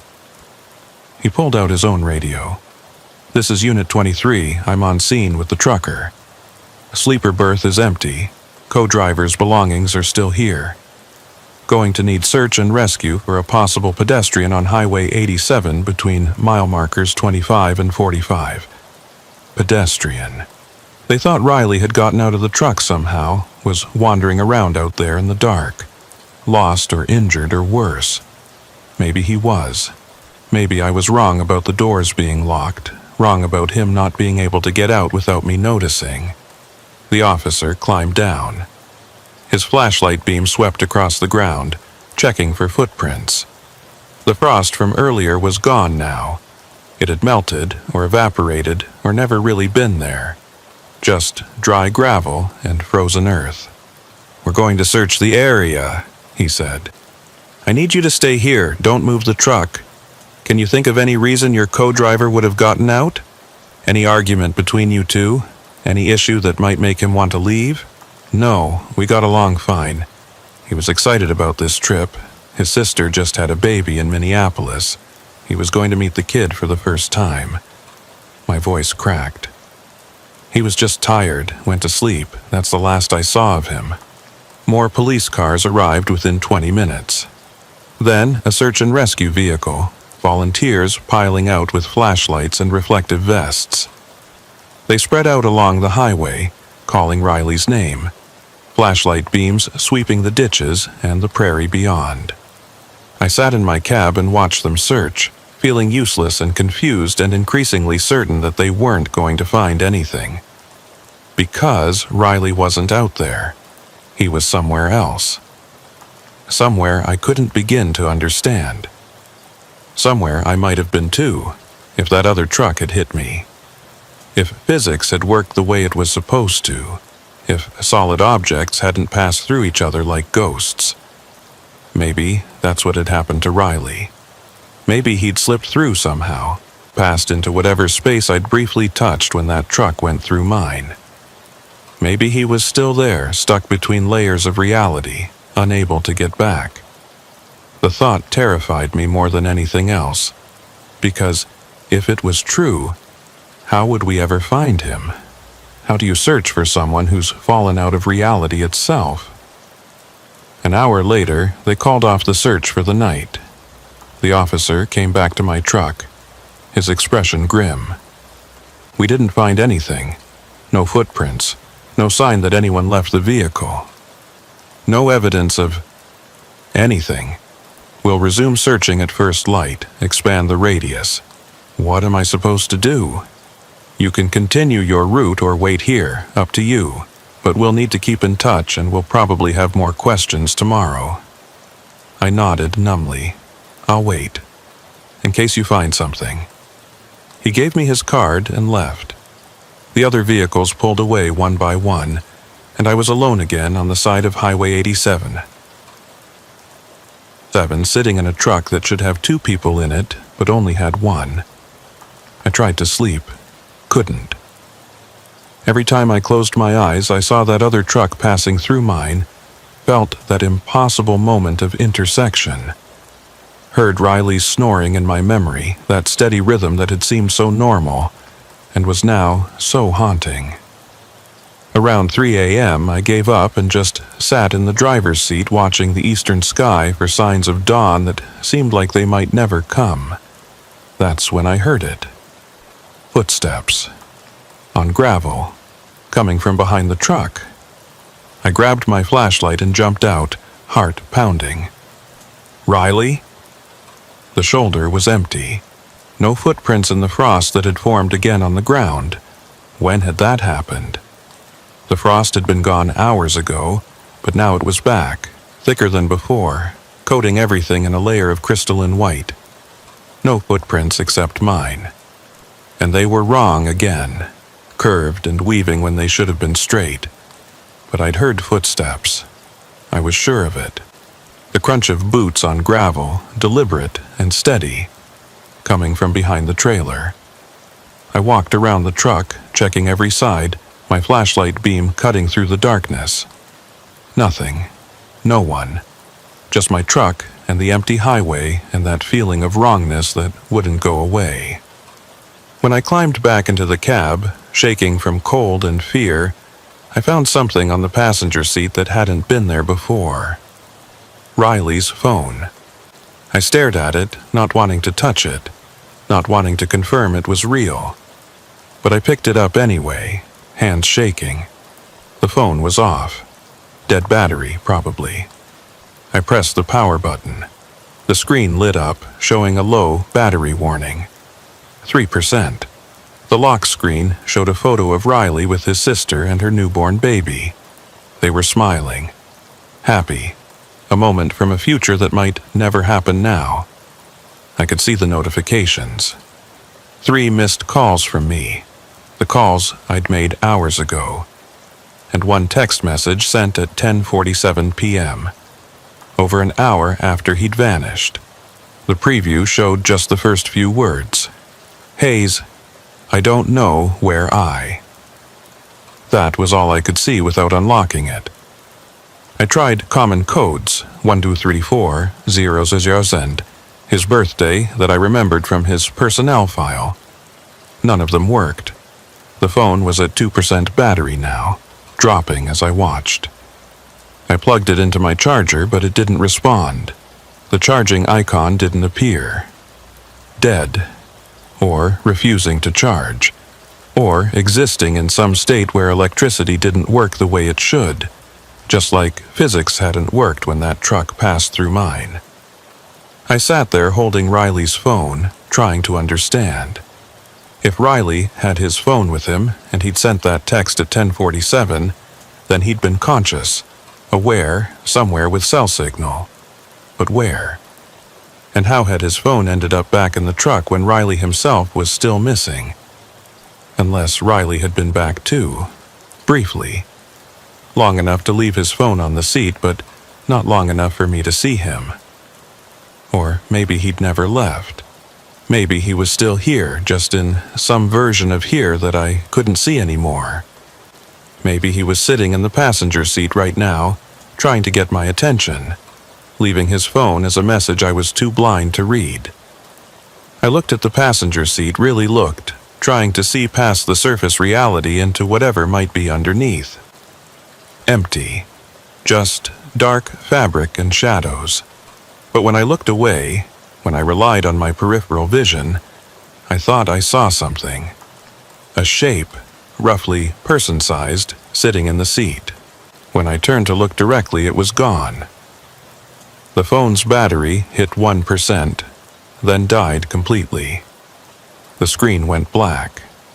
Whatever message Riley had been trying to send, I'd never read the rest of it. Dawn came slowly, gray light pushing back the darkness degree by degree. The highway patrol returned with more search teams. They brought dogs this time, bloodhounds that could track a scent for miles. They let the dogs sniff Riley's belongings, his clothes, his pillow, his jacket. The bloodhounds circled the truck, noses to the ground, and then Nothing. They couldn't pick up a scent. Or they picked it up and it confused them because they'd start in one direction, then circle back, then go a different way. Like Riley's scent was everywhere and nowhere at once. One of the handlers, a weathered woman in her 50s, shook her head. Never seen them act like this. It's like the trail doesn't exist, or it exists in too many places at once. The officer, a different one from last night, this one older and more experienced, pulled me aside. "Mr. Garrett, I have to ask, is there any possibility your co-driver was never in the truck tonight? That maybe he decided not to come on this run and you forgot? Or maybe fell asleep and dreamed he was there?" "No," I said it firmly, even though doubt was starting to creep in. "He was there. I saw him climb into the sleeper. I heard him snoring. We had a conversation at the rest stop. Did anyone else see him at the rest area?" I thought back to the Flying J in Great Falls. It had been busy, lots of trucks, lots of drivers. Had any of them seen Riley? Had the cashier when I'd paid for my coffee? I couldn't remember. I'd been focused on getting back on the road, making time. I hadn't paid attention to who'd seen what. "I don't know," I admitted. "Maybe there were other trucks there. We'll check the security cameras, see if we can confirm he was with you." They did check, spent hours reviewing footage from the rest area, and they found my truck pulling in, me getting out, using the bathroom, getting back in, pulling away. No Riley, no sign of anyone else in the truck. "Maybe he was already asleep," I insisted when they showed me the footage. "Maybe he didn't get out at all. He was in the sleeper the whole time." But doubt was eating at me now. Had I seen Riley at Great Falls? Or had I just assumed he was there, heard snoring that might have been road noise or wind or my imagination? "Mr. Garrett, when was the last time you slept?" the officer asked gently. "I mean, really slept, more than a few hours." I tried to remember. I'd slept when? Yesterday afternoon, before the run started. A few hours in my own bed. Before that, I couldn't remember. The days were blurring together. "I slept yesterday," I said. "For how long?" 3 hours, maybe 4. And before that, I didn't answer. Because I couldn't remember sleeping before that. The previous week was a blur of highway miles and delivery schedules and truck stops that all looked the same. The officer looked at me with something like pity. "Highway hypnosis is a real thing, Mr. Garrett. Long-distance driving, sleep deprivation, it can make you hallucinate. Make you think things happened that didn't. I didn't hallucinate Riley. He's a real person. He works for Mountain West. He has a sister in Minneapolis who just had a baby. We're checking on that too." They did check, and they found that Riley Porter was a real employee of Mountain West Freight. Had been for 2 years. Good safety record, no issues. But he hadn't been scheduled for this run. According to the dispatch records, this was a solo haul. Just me, no co-driver assigned. "That's wrong," I said. "Check again. Riley specifically requested this run because of his sister's baby." They checked again, same result, solo run, no co-driver. "Maybe there was a last-minute change," I tried. "Maybe he swapped with someone, and dispatch didn't update the system." "Maybe," the officer said, but I could see he didn't believe it. They let me go eventually. No evidence of foul play, no body, no proof that Riley had ever been in the truck. The official theory was that I'd been confused, tired, possibly hallucinated my co-driver's presence due to sleep deprivation and highway hypnosis. Riley Porter was listed as missing, but the search focused on the Seattle area, where he'd last been seen for certain. At his apartment, at the company facility, places where security cameras and witnesses confirmed his existence. Not on Highway 87 in Montana, because according to every record, every camera, every witness except me, Riley had never been here at all. I drove to Minneapolis alone, made my delivery 3 days late. The company was understanding about the delay given the circumstances, but I could see the doubt in everyone's eyes. They thought I was losing it, cracking under the pressure of too many miles, too many hours alone. Maybe I was, but I couldn't forget Riley, couldn't forget his voice, his laugh, his excitement about meeting his niece, couldn't forget the sound of his snoring, the way he'd said, "Thanks for letting me tag along." He'd been real. I was sure of it. Mostly sure. The doubt grew with every passing day. 6 months after Riley was found, if it was really Riley, if he'd ever really been lost, I was still driving.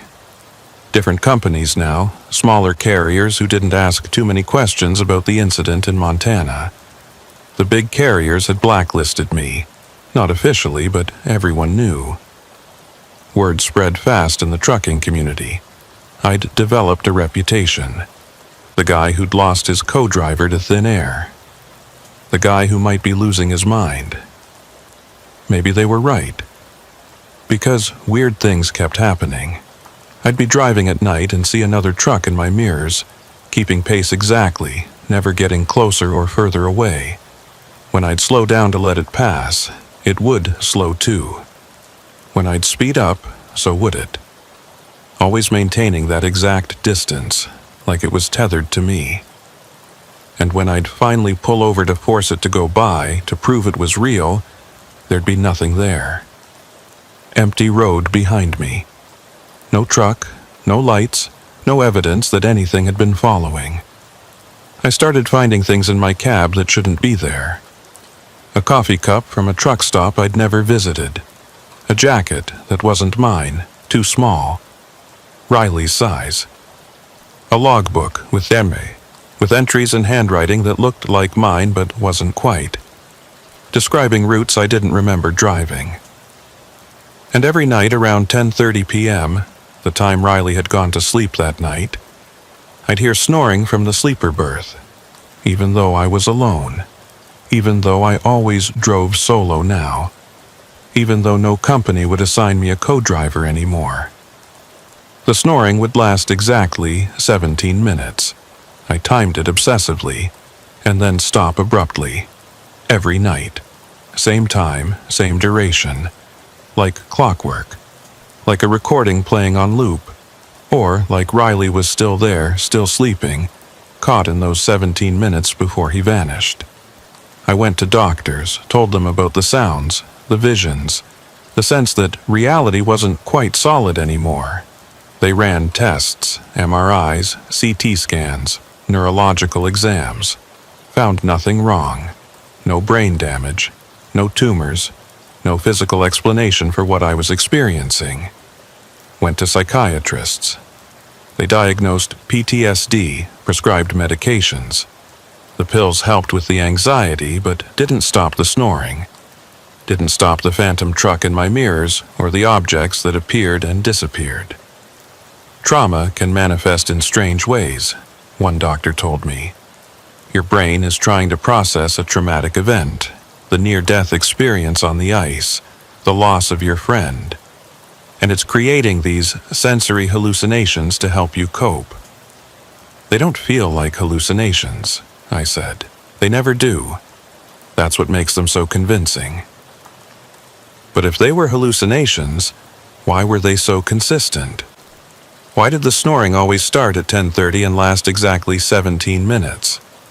Why did that phantom truck always maintain the exact same distance?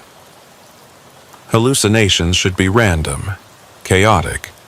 These were ordered, patterned, like something real operating according to rules I didn't understand. 3 months after that night, I got a call from the highway patrol.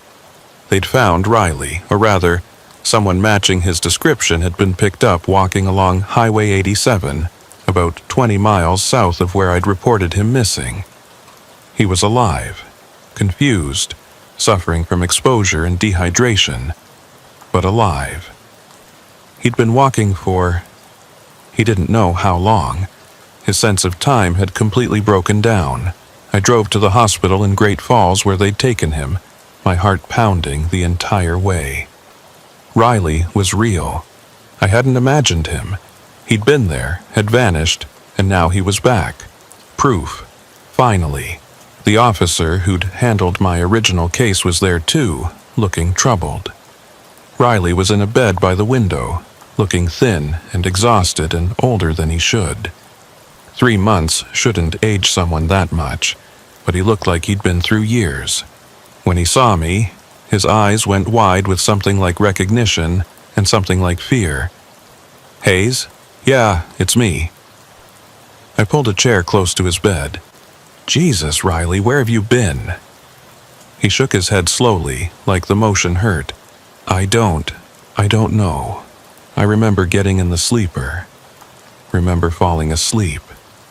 Dreaming about my sister's baby. Then I was walking. Just walking on the shoulder. And I don't know how long I'd been walking or where I was going or how I got there. 3 months, the officer said. You've been missing for 3 months. Riley stared at him. That can't be right. It felt like hours. Just a few hours of walking, maybe a day at most. Do you remember anything else? Anything about how you got out of the truck? Did Hayes stop? Did you wake up and get out for some reason? I didn't get out. I was sleeping. And then I wasn't sleeping, I was walking. Like I skipped everything in between. Like someone edited out the middle part of the recording and spliced the beginning directly to the end. The doctors couldn't explain it. Riley had somehow survived 3 months with minimal food and water, in winter conditions that should have killed him in days. His body showed signs of long-term exposure, frostbite on his toes, severe dehydration, muscle atrophy, but his mind insisted only hours had passed. The timeline didn't work. The physics didn't work. None of it made sense.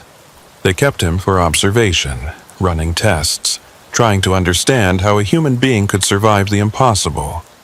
I visited when I could, between runs, but Riley didn't want to talk about that night. Every time I brought it up, he'd shut down, change the subject, stare out the window like he was seeing something I couldn't. The last time I saw him was a week before his discharge. I'd brought him magazines and snacks from the hospital cafeteria. He was sitting up in bed, looking better, but still haunted. I remember something else, he said suddenly, from when I was walking. I remember seeing the truck. Your truck. It would pass me, heading north, and I'd watch the taillights disappear. Then a few minutes later, I'd see it coming south. Same truck, same lights, passing me over and over.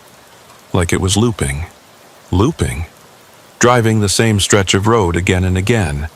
And each time it passed, I'd see you in the driver's seat. But you never looked at me. Never slowed down. Just drove past like I wasn't there. My skin went cold. How many times? I don't know. Hundreds? Thousands?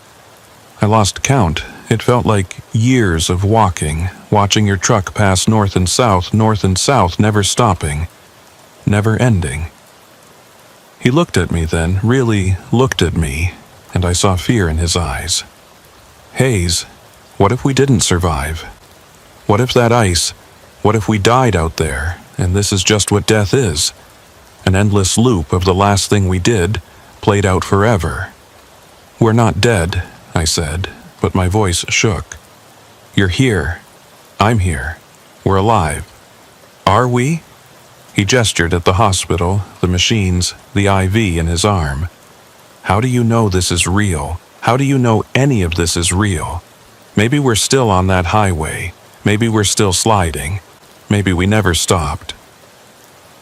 I didn't have an answer. When he was discharged, Riley was adamant about one thing. He was done with trucking, done with the road. He'd found a job at a warehouse in Billings, something with regular hours and solid ground under his feet. I can't go back out there, he told me. That highway, it's still got pieces of me. I can feel it. When I close my eyes, I'm still walking, still seeing your truck pass, still caught in that moment between sleeping and waking when everything went wrong. I understood. I should have felt the same way. Should have quit, found something else, anything else. But I couldn't. The road wouldn't let me go. I kept driving, kept taking routes through Montana. Not because I wanted to, I actively tried to avoid it. But somehow, every route I planned, every delivery I accepted, ended up running through Highway 87. Like it was pulling me back. Like unfinished business demanded my return. And every time I drove that stretch, around mile marker 30 to 45, I felt it. That subtle shift in reality. The temperature dropping even though the gauge didn't change. The road taking on that polished sheen in my peripheral vision. Time becoming fluid, elastic, meaningless. I'd lose minutes, sometimes hours. I'd be at mile marker 30, check the clock, 11:15 p.m. Blink, and I'd be at mile marker 50, clock showing 2:30 a.m. No memory of the intervening miles or hours. Just gone. I started keeping detailed logs, writing down every mile marker, every time check, creating a record that my failing memory couldn't erase, documenting every anomaly, every moment when reality didn't quite behave. The logs showed the pattern, showed the gaps. Dozens of them over the months. Hundreds eventually. Moments where I'd been on Highway 87 and time had simply stopped meaning anything. The company eventually fired me. Too many unexplained delays, too many missed delivery windows, too many questions about my mental state. They were sympathetic about the Riley situation, but business was business. I got a job with a smaller carrier, then another. Kept getting fired for the same reasons. Mysterious delays, routes that took twice as long as they should, an inability to explain where the time went. Some dispatchers were kind about it. Others thought I was using company time to sleep or do side jobs. None of them understood that time itself was breaking down around me, that Highway 87 was eating my hours and minutes and leaving only confusion in their place. I stopped trying to explain. Stopped fighting it. Now I just drive. Take routes through Montana when I can. Through that stretch of highway where the road gets wrong and reality becomes negotiable. Because I need to understand. Need to figure out what happened that night. Where Riley went for those 3 months. Where my missing hours go when they disappear. And because sometimes, late at night, I still hear that snoring from the sleeper berth. Still see that truck in my mirrors, always the same distance away. Still find Riley's phone on the passenger seat, powered off, battery dead, showing that unfinished text message I can never read the rest of. I met other drivers over the months, people who'd had similar experiences on different highways. A woman who'd lost her co-driver in a Tennessee fog bank found him 3 weeks later with no memory of where he'd been. A guy whose truck got stuck in a Kansas dust storm for what felt like hours, but turned out to be 3 days. All of them had the same look in their eyes, the look of people who'd seen reality's mask slip and glimpsed something underneath that wasn't supposed to be there. We shared stories over coffee at truck stops, kept them vague around other drivers who wouldn't understand, compared notes on the symptoms, the time slips, the phantom vehicles, the sense of being watched by something that existed just outside normal perception. One driver I met, a guy named Marcus, he'd been experiencing it for 15 years by his count. Black ice in Wyoming had started it for him, same as me. Now he just accepted it, treated the weirdness like part of the job. "You can't fight it," he said. "I tried for years. Tried to avoid the problem highways, tried to stay in cities, tried to quit altogether. But it follows you. Gets into your head, into your life. Eventually, you just have to accept that you're operating in a different reality now. one that overlaps with the normal one but doesn't quite match. He seemed resigned rather than scared. Or maybe he'd been scared for so long that he'd burned through all his fear and come out the other side empty. I wasn't there yet, not ready to accept, but I could feel myself getting closer, that acceptance creeping up on me like hypothermia. First you fight, then you get tired, then you just want to sleep, and sleeping in the cold is how you die. Except I wouldn't die. That was the horrible part. I'd just keep going, keep driving, keep slipping between realities until I couldn't remember which one was supposed to be real. The real world, or what I thought was the real world, was getting harder to maintain. I had an apartment in Billings that I returned to between runs, but it never felt right. The furniture would be in wrong positions. I'd rearrange it, come back from a trip, find it rearranged differently. Photos on the wall showed people I didn't recognize, or showed me in places I'd never been. Bills arrived for utilities I didn't recall using. Phone calls from numbers that weren't in my contacts. A neighbor who swore we'd had conversations I had no memory of. I paid the bills anyway, answered the phone, apologized to the neighbor for forgetting, went through the motions of a normal life that felt increasingly like a stage play I was performing in without knowing my lines. But the road felt real.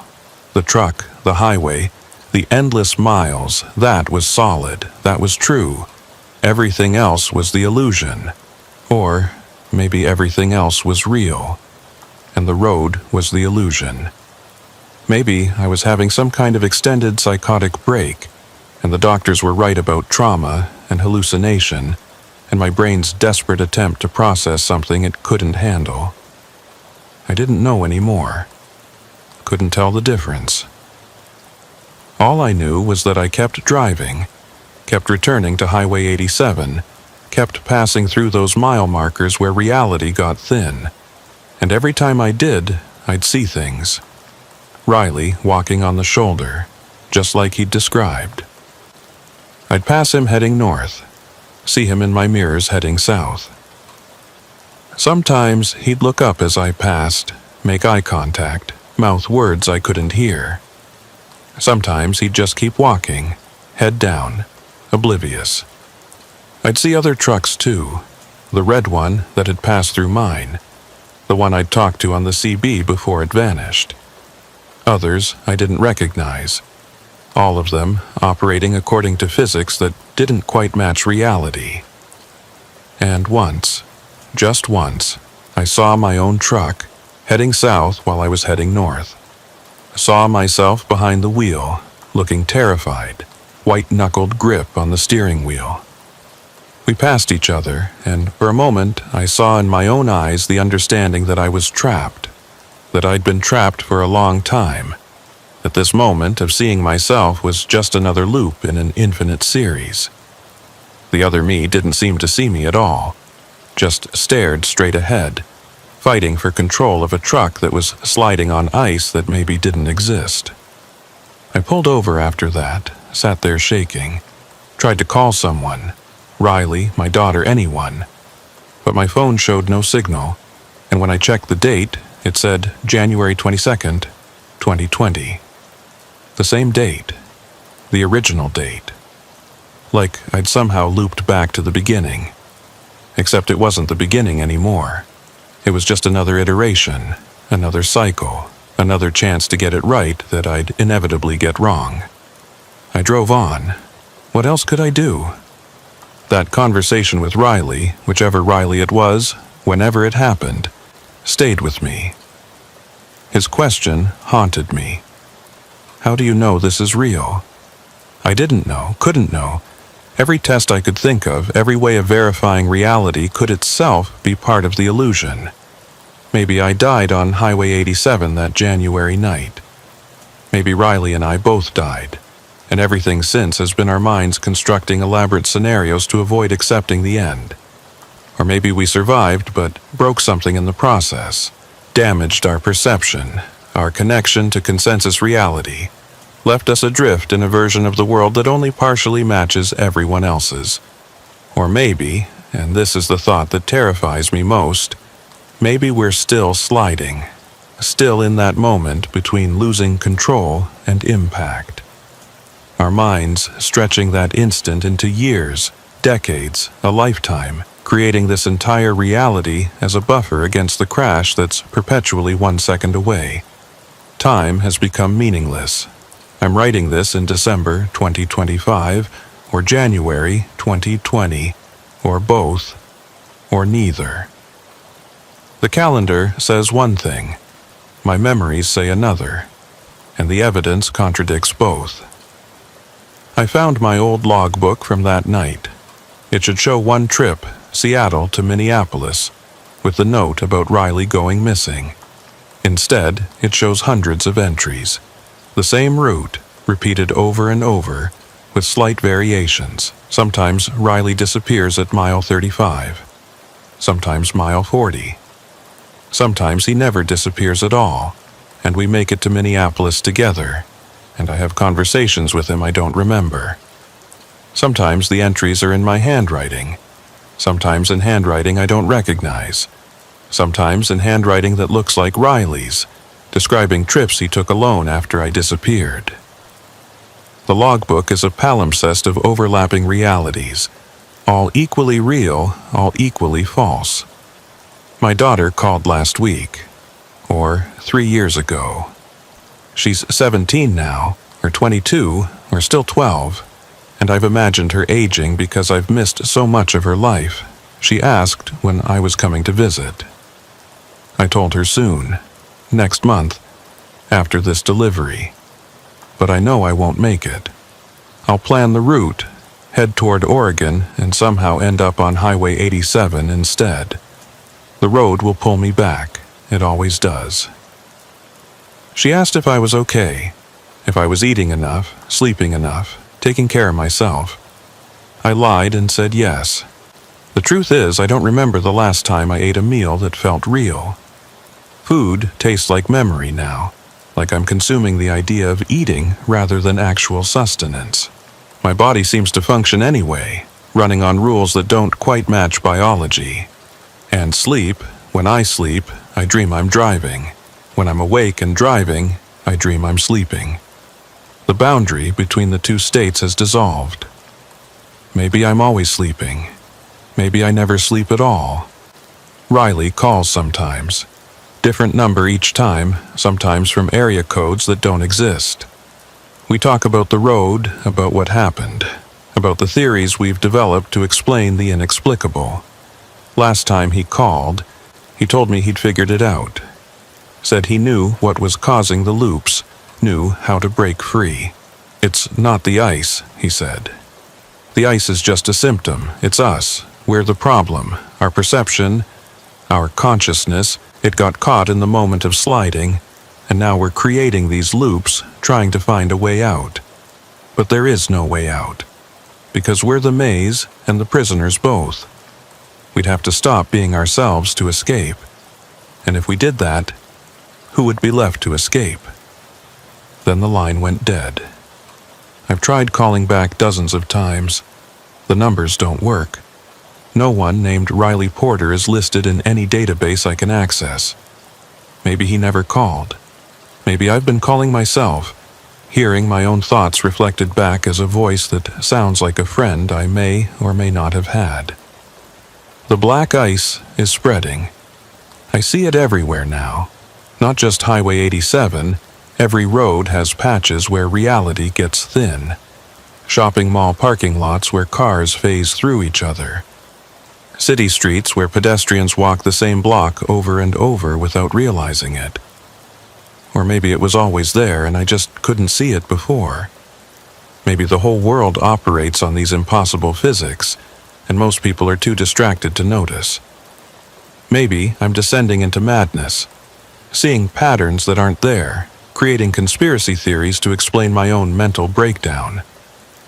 I don't know which is worse, that the world is breaking down, or that only my perception of it is. The truck is changing.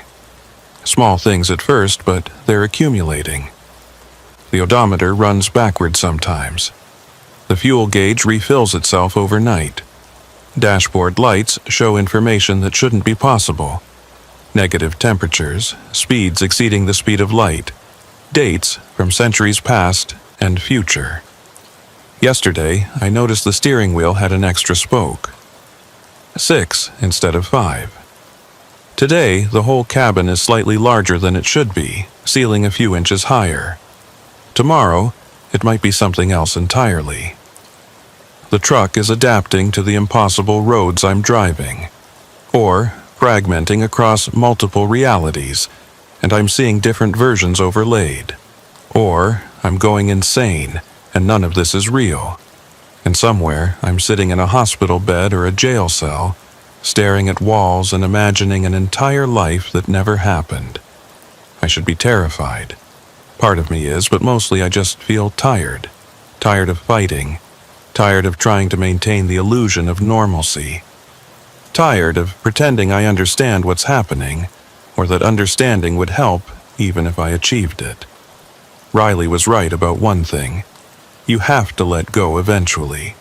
Accept that the slide never ended, that we're still in that moment of losing control, will always be in that moment. The impact never comes. We just keep sliding forever. I'm writing this in a truck stop somewhere between Montana and North Dakota, or between reality and dream, or between one instant and the next instant of the same instant, stretched across time that doesn't work right anymore. There are other trucks here, other drivers. They seem normal, living regular lives, making regular deliveries. They don't notice that the sign outside says Flying J and Pilot and Loves simultaneously, all three brands overlapping in the same space. They don't notice that it's day and night at the same time, sun and stars occupying the same sky. They don't notice, or they don't care, or they're all like me, all sliding, all pretending we're somewhere solid when we've been falling for years. I'll get back on the road soon. Head east toward Minneapolis, or west toward Seattle, or nowhere toward everywhere. The GPS will tell me one thing, the road signs another, and I'll end up wherever the road wants me to go. Probably Highway 87. Probably mile marker 35. Probably that same patch of invisible ice that's been waiting for me, has always been waiting, will always be waiting. Maybe this time I'll remember I've been here before. Probably I won't. The loop erases itself, creates the illusion of novelty, tricks you into thinking this is the first time even when it's the 1000th. But I'll drive it anyway. Because what else is there? This is my existence now. Endless highway, endless night, endless slide toward an impact that perpetually recedes into the future. Riley is out there somewhere, walking the shoulder, watching me pass. The other drivers are out there too, caught in their own loops, their own impossible moments stretched into lifetimes. We're all still sliding. We've always been sliding. The black ice has us, and it never lets go. I found this account in multiple places. The same text appeared in a logbook at an impound lot, scrawled on bathroom walls at truck stops, typed into abandoned blog posts, written in frost on windshields. Every version is slightly different. Names change, dates shift. Some versions say Hayes died in the crash. Others say he's still driving. Some mention Riley, others don't. Some describe dozens of missing drivers, others just one. I don't know which version is true. Maybe they all are. I'm a salvage inspector, was a salvage inspector. I'm not sure what I am anymore. Because I've started experiencing it too. The time slips, the phantom vehicles, the sense that I've driven this same route before, many times, and will drive it many more. I found Hayes Garrett's truck at that impound lot 3 weeks ago, or 3 years ago. Or I'm finding it right now, in an eternal present that never progresses. The truck is strange. Parts from different decades, different manufacturers, different models, all assembled into something that shouldn't function but does. And yesterday, or tomorrow, or in some time that isn't quite time, I woke up behind the wheel of that truck. Engine running, highway stretching ahead, mile marker 35 approaching in my headlights. No memory of how I got there, no memory of falling asleep or being moved or crossing the boundary between the inspection lot and the road. Just the sudden awareness that I was driving, have been driving, will always be driving. The temperature gauge read 0. The road had that sheen. And in my passenger seat I found a logbook with my name on it. Entries I don't remember writing. Routes I've never driven. All of them through Montana. All of them on Highway 87. All of them ending at mile marker 35, where the notes stop mid-sentence, and the next entry starts as if nothing happened. I should stop driving. Should abandon the truck, walk away, find help. But I won't. Because the road has me now. Has had me since I found Hayes Garrett's account, maybe before. Maybe I've been sliding all along and only just now noticed. Tonight, I'm going to drive Highway 87. See if I can find Hayes, or Riley, or any of the others who've gotten caught. Or maybe I'll find myself, the version of me that's been driving this route for years without the surface me realizing it. Maybe we're all already there, all already sliding. And this moment of decision is just another loop in the infinite series. I don't know. I won't know until I drive it. And even then, I probably won't know, won't remember. Will think I'm experiencing it for the first time, when really it's the 10,000th iteration of the same impossible moment. The black ice is waiting. It's always waiting.